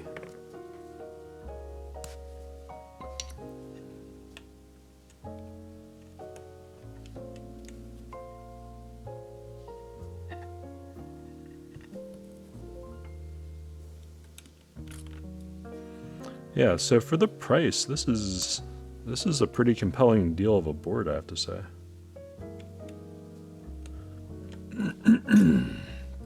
We all make mistakes, it's alright. Thanks, man. But I still feel dumb whenever I make mistakes.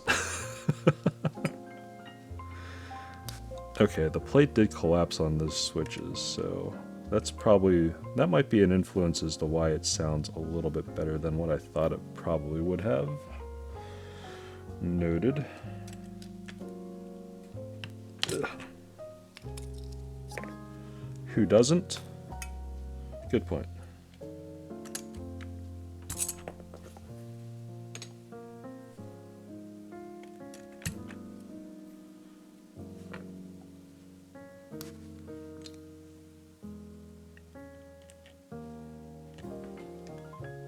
All right. I guess part of the reason why I'm willing to stream later tonight is because I am, in theory, off of work tomorrow. I'll still have to do stuff for work, but you know.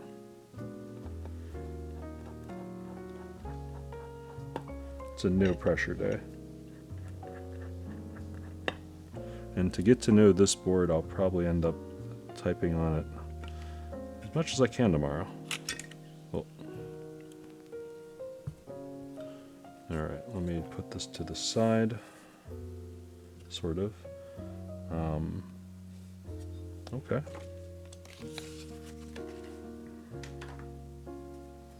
It's comforting watching your streams, I suppose. Just going to bend it, then cut slightly in to the bend. That way I know I have enough, but not too much.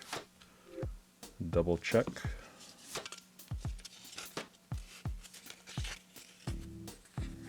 And I think this will probably be, this plus poly-fil should hopefully solve the little bit of hollowness in the board.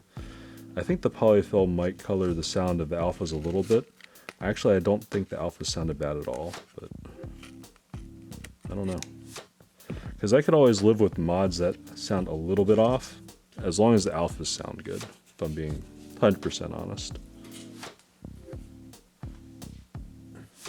Okay. And then what's the best way to cut this? I should probably end up marking this with something. I don't have any pens anymore, though.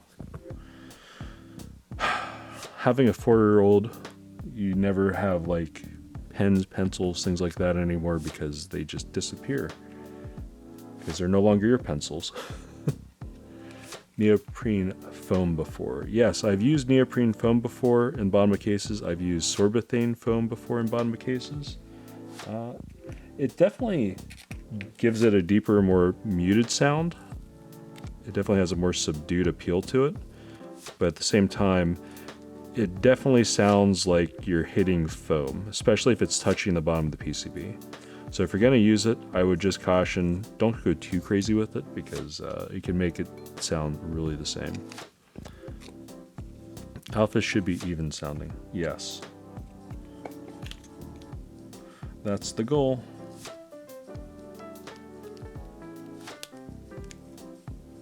Alright, is that big enough of a notch? It is. Cool. And then this is just going to be in the middle, huh?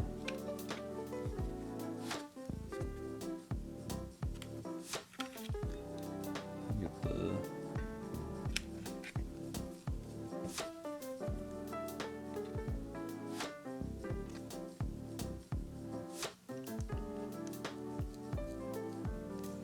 Arts and crafts tonight.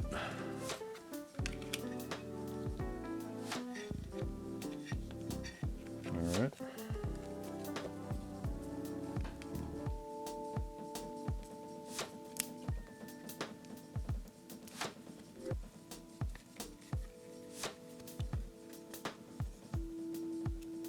Yep.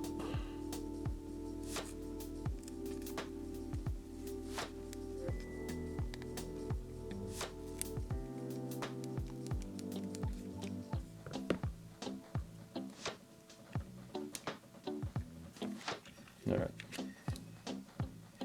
Almost. This is going to be ugly looking the bottom of the board, but luckily only you guys will know about it. And I guess if I post the VOD on YouTube, they'll know about it too. But no one really watches VODs on YouTube. They just fast forward to the typing test.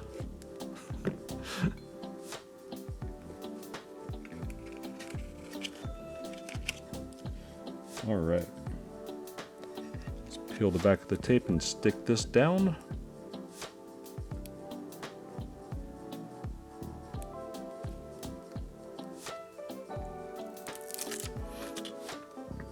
Because if this does not fix the ping, I have another idea for the ping on the sides a little bit.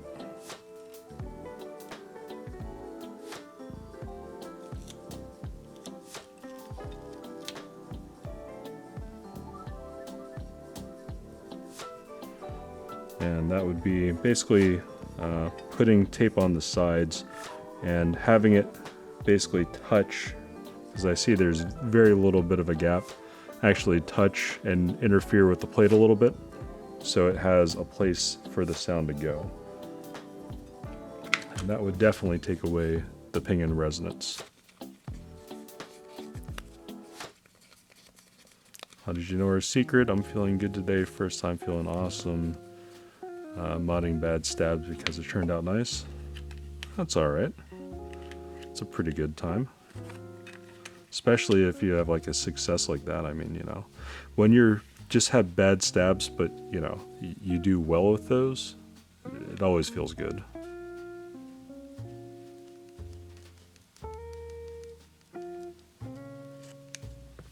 Because some stabs, no matter what, I mean, you do the best you can with them. But the ones you post on your videos, I mean, they always turn out pretty well with the sound. I'm genuinely impressed with how you handle your stabs for the most part. Yeah. You do some of the crazy mods on them. Yeah, some stabs just deserve to be in hell. I agree.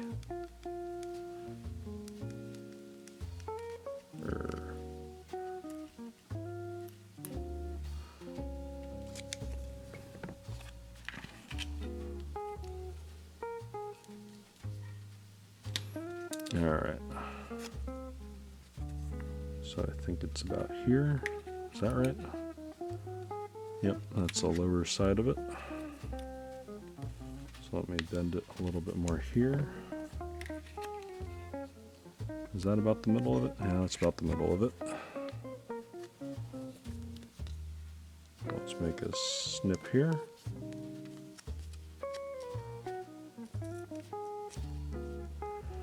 To make this easier on myself in future builds, I've actually reordered thinner unwipe tape, so I don't have to do as much of this annoying sort of guesswork. I can just use thinner pieces and I guess Rubik's Cube them together a little bit. Because as much fun as I have arts and crafts here, I'd rather not have to do that.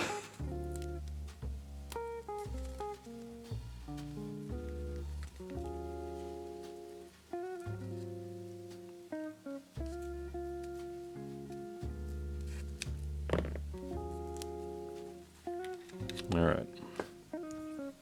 Yeah, that should be good enough. And I guess I could cut this little notch out for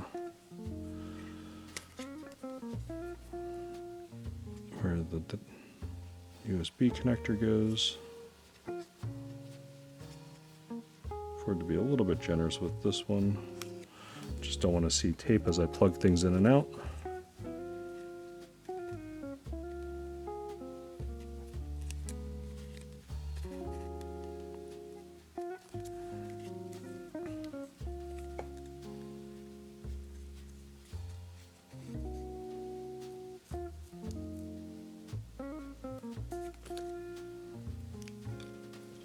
All right. Yeah, good enough.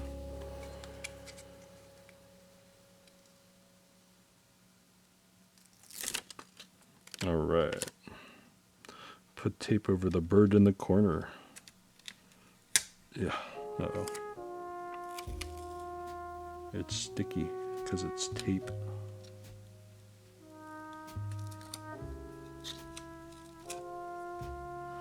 Oh no, it's not straight. Yeah, come on. Behave. I just measured you out several times.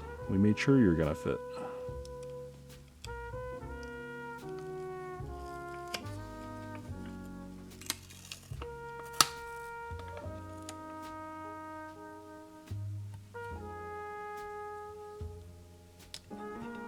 Alright, there we go. And let's put some poly-fil in it too. Garbage can go down there for now. I still have yet to just order a cheap trash bin.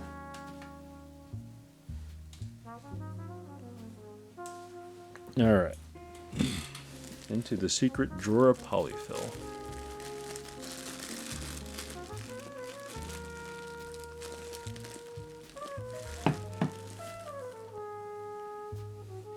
That's way too much. Let's let's get rid of some of it. So poly-fil, if anyone doesn't know, is the stuff that you would put in some pillows, bears, stuffed bears, for example, like teddy bears, cushions. Yeah, the stuff is basically just going to take up space in the case. Will modify the sound quite a bit. You don't need too much of it. I'm just going to make sure that the mods areas get more. I don't want to put too much near the USB-C port because then I'll have just these white pubes sticking out of it forever, and that's a feels bad moment. Alright, that seems pretty even. Let me just spend the next few seconds trying to make sure it's all contained.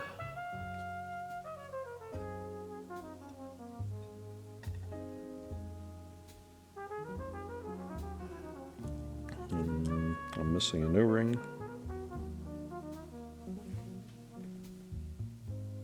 I just yeeted that off my fingers somewhere. Uh-oh. Where did it go? O-ring down. Alright, let's pull another one out. Well, we have more, I think.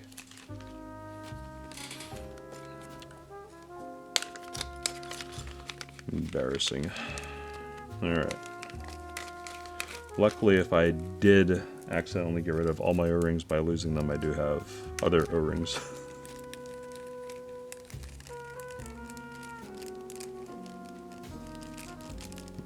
Okay.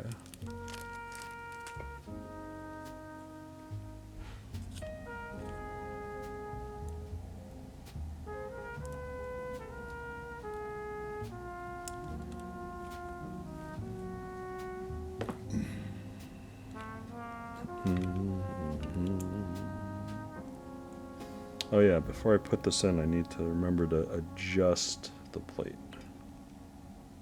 And stop dropping this O-ring.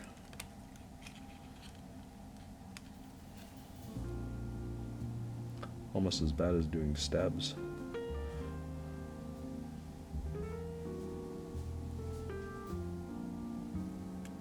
Alright. Plate.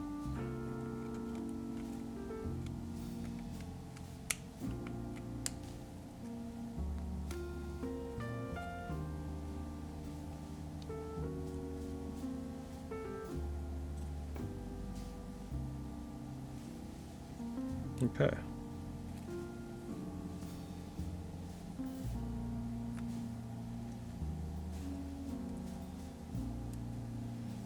Alright, let's try reassembling. Trying to get the poly-fil inside rather than outside, and to stuff it in as much as possible.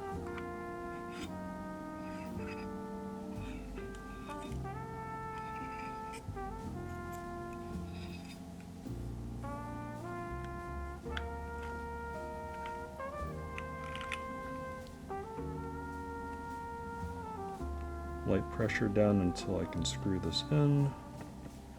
Screw this one in. Screw this one in. And this one.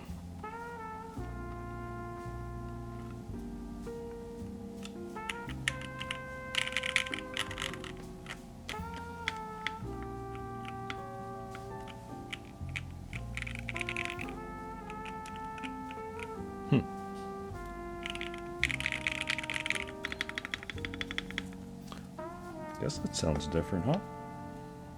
How tight do I have these?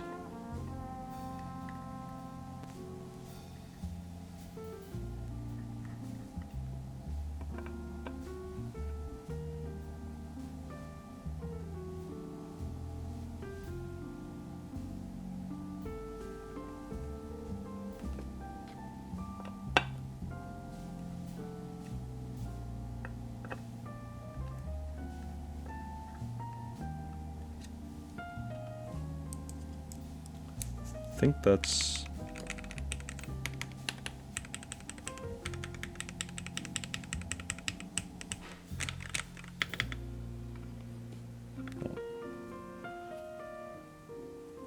I didn't get too much sticking out of the port. Just try to get rid of these loose strands. Alright, keys go back on.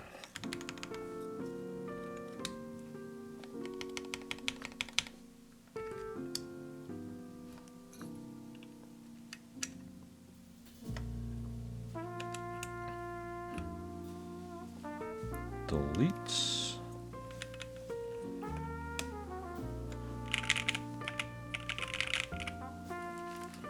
All right. Yeah, these keycaps are pretty good.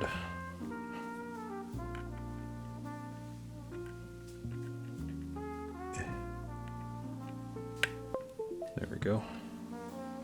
Let's throw on via this time. Let me make sure that the keys can be hit.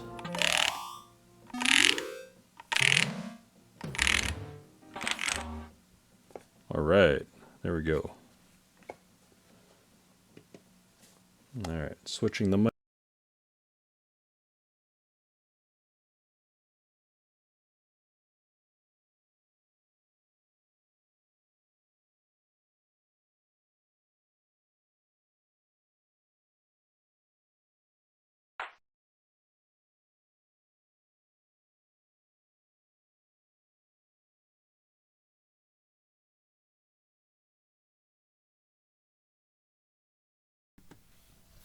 Okay. Let me take the headphones off. Let's try this one more time. I don't think I'm muted right now, right? Okay. Clicks, keyboard level.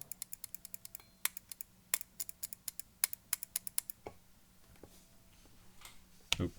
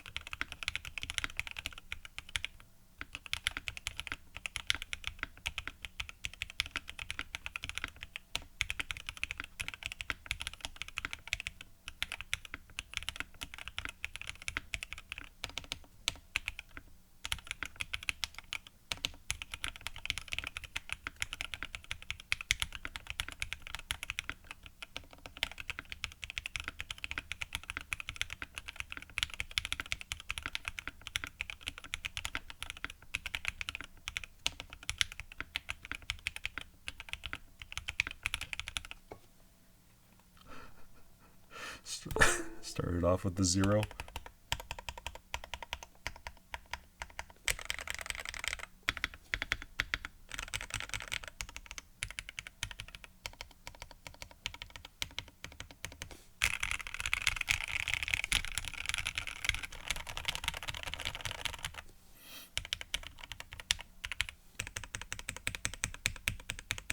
So still a little bit of resonance in this corner. I don't think it's as bad though.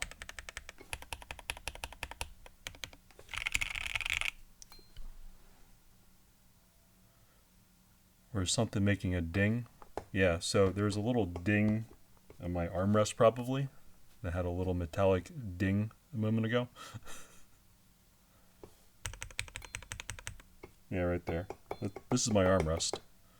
Apologies. If that was my keyboard, that would be something going really wrong. And you can probably even hear this in a lot of my typing tests with not being careful or floating my elbows. I'm old and lazy, so often I do not do the correct typing technique of floating hands or floating elbows or, you know, any of the better ergonomic things.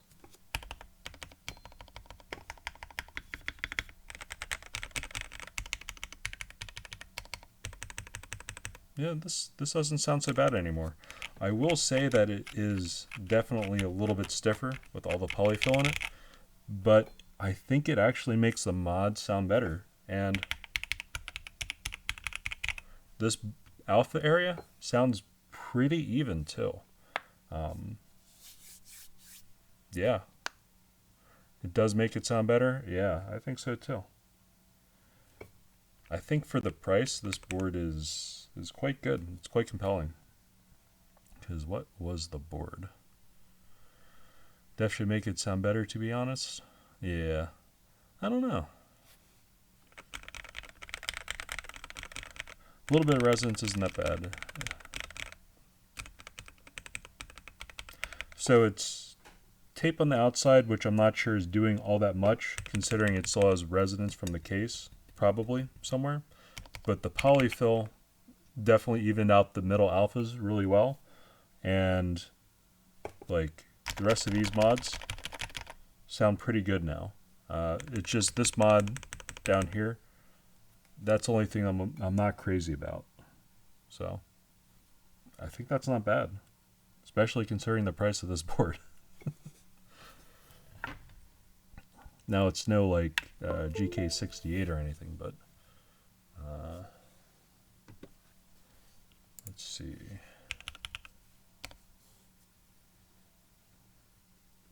I think you can see most of the browser now. Pre-orders. So the FreeBird60 full max kit that includes switches is like $185. The FreeBird full kit, which is basically a bare bones kit, includes stabilizers. That's $145. That's not bad for the price, especially considering it's all aluminum. It is tray mount, so I guess you could say Bakaneko, but you know, I mean, Bakaneko doesn't have a finish as nice as this. This is an E-coat white finish. All the edges are chamfered off on the side, so it doesn't have sharp corners. I don't know. I'm actually really impressed with this board, and I like it. It's sort of musical sounding now. All right. Well, this has been the FreeBird60 with SP Star Yanyu with the palm plate and Duroc for the stabilizers and whatever's going on down here. We won't talk about that. This is just a weird layout. I think I might actually want to rebuild this with a carbon fiber plate. I think this might be interesting with the carbon fiber plate. Yeah.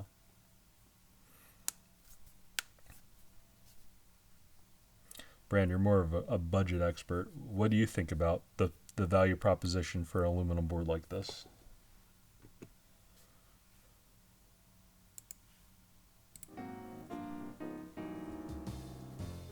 Let me reset my mic so I can talk.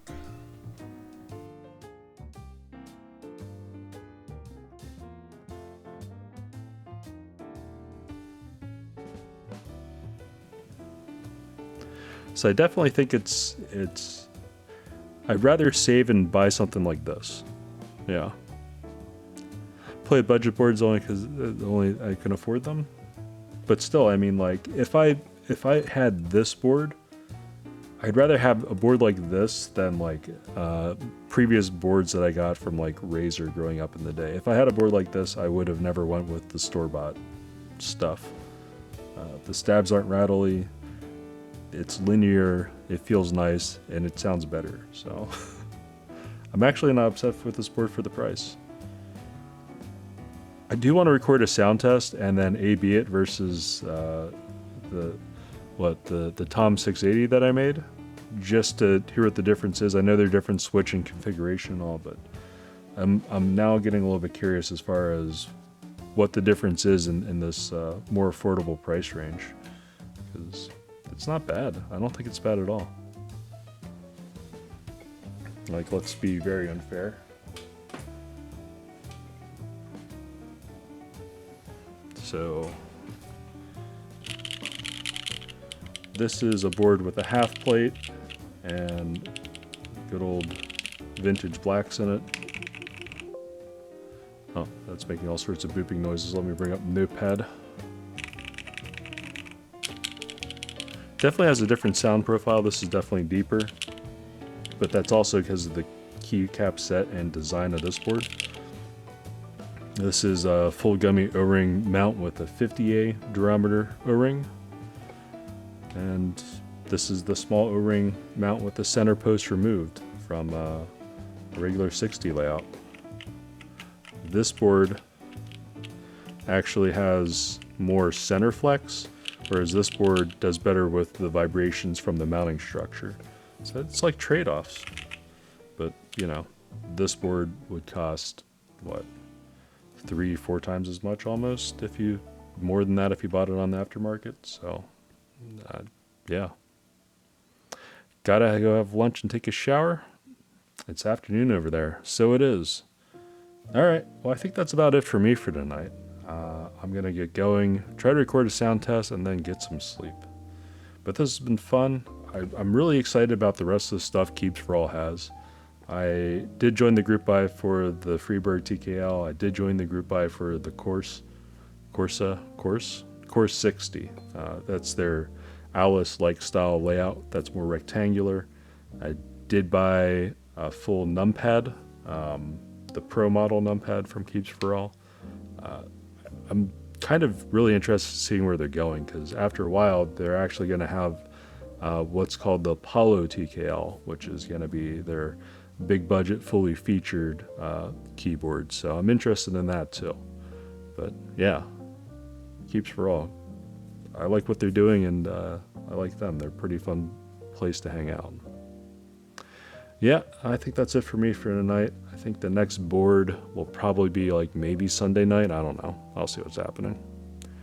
Good luck on the KFA extra. Yeah, I need to remember to buy that. I put in my calendar. All right, good night. Thanks for joining me, everyone. Thanks for hanging out. Hopefully everything went well. And actually, do we have enough people to send you guys over somewhere else? I don't even know who's streaming anymore now. Let me find a channel to send you guys to at least. I don't want to hear myself. Mute the site. Making crafters. What do we have? I will...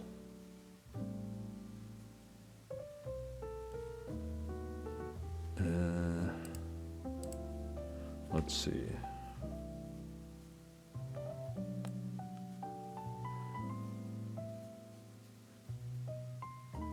Don't have a streamer in mind? No. I always just take a look and see what's there. Usually if Enemashiki's around, he'll recommend somebody that's streaming. Because honestly, I don't have enough time to watch streaming. You guys want to watch a Frog stream? Frog TKL? Let's take a look at this guy's stream. Frog's a pretty good board. Let's go here. Let's see. Copy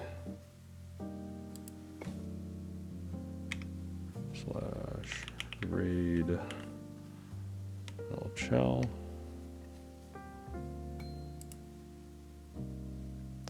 All right. So rating El Chow, they're making a Frog TKL. This is a nice looking silver board with a brass clear coat weight.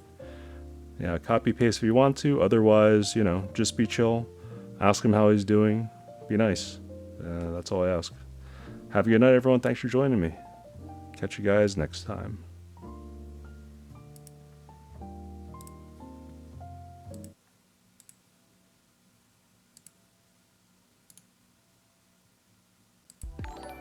Oh, J-Verb? What's up, baby? Thank you for the raid. Party of 4. How we doing tonight? How was your stream, bro? Hold on, Ken. I got a raid. Your thing's gonna have to wait, okay?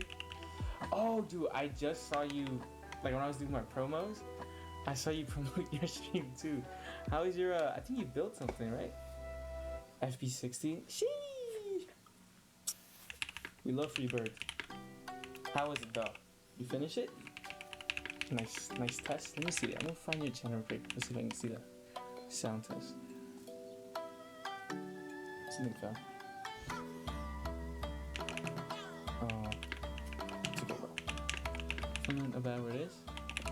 Did they ship already? Was that in stock? I think the TKL is one in group buy right now, right? But, oh, I don't have a alert command yet. I'm pretty new to this, but yeah. You got a G on board for the homie. Yeah. Man, I hope you had a good stream, bro. Let me, I gotta promote this to my Twitch real quick. I mean, my socials.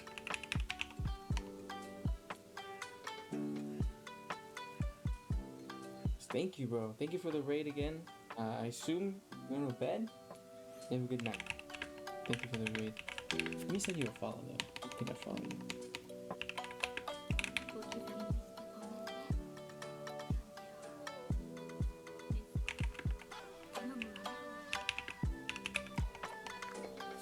Read about this page. Followed. Alright, bro. East Coast? You shooting this late East Coast? You crazy. Alright, take care, man. Thank you for the follow. Thank you for the raid. Have a good night.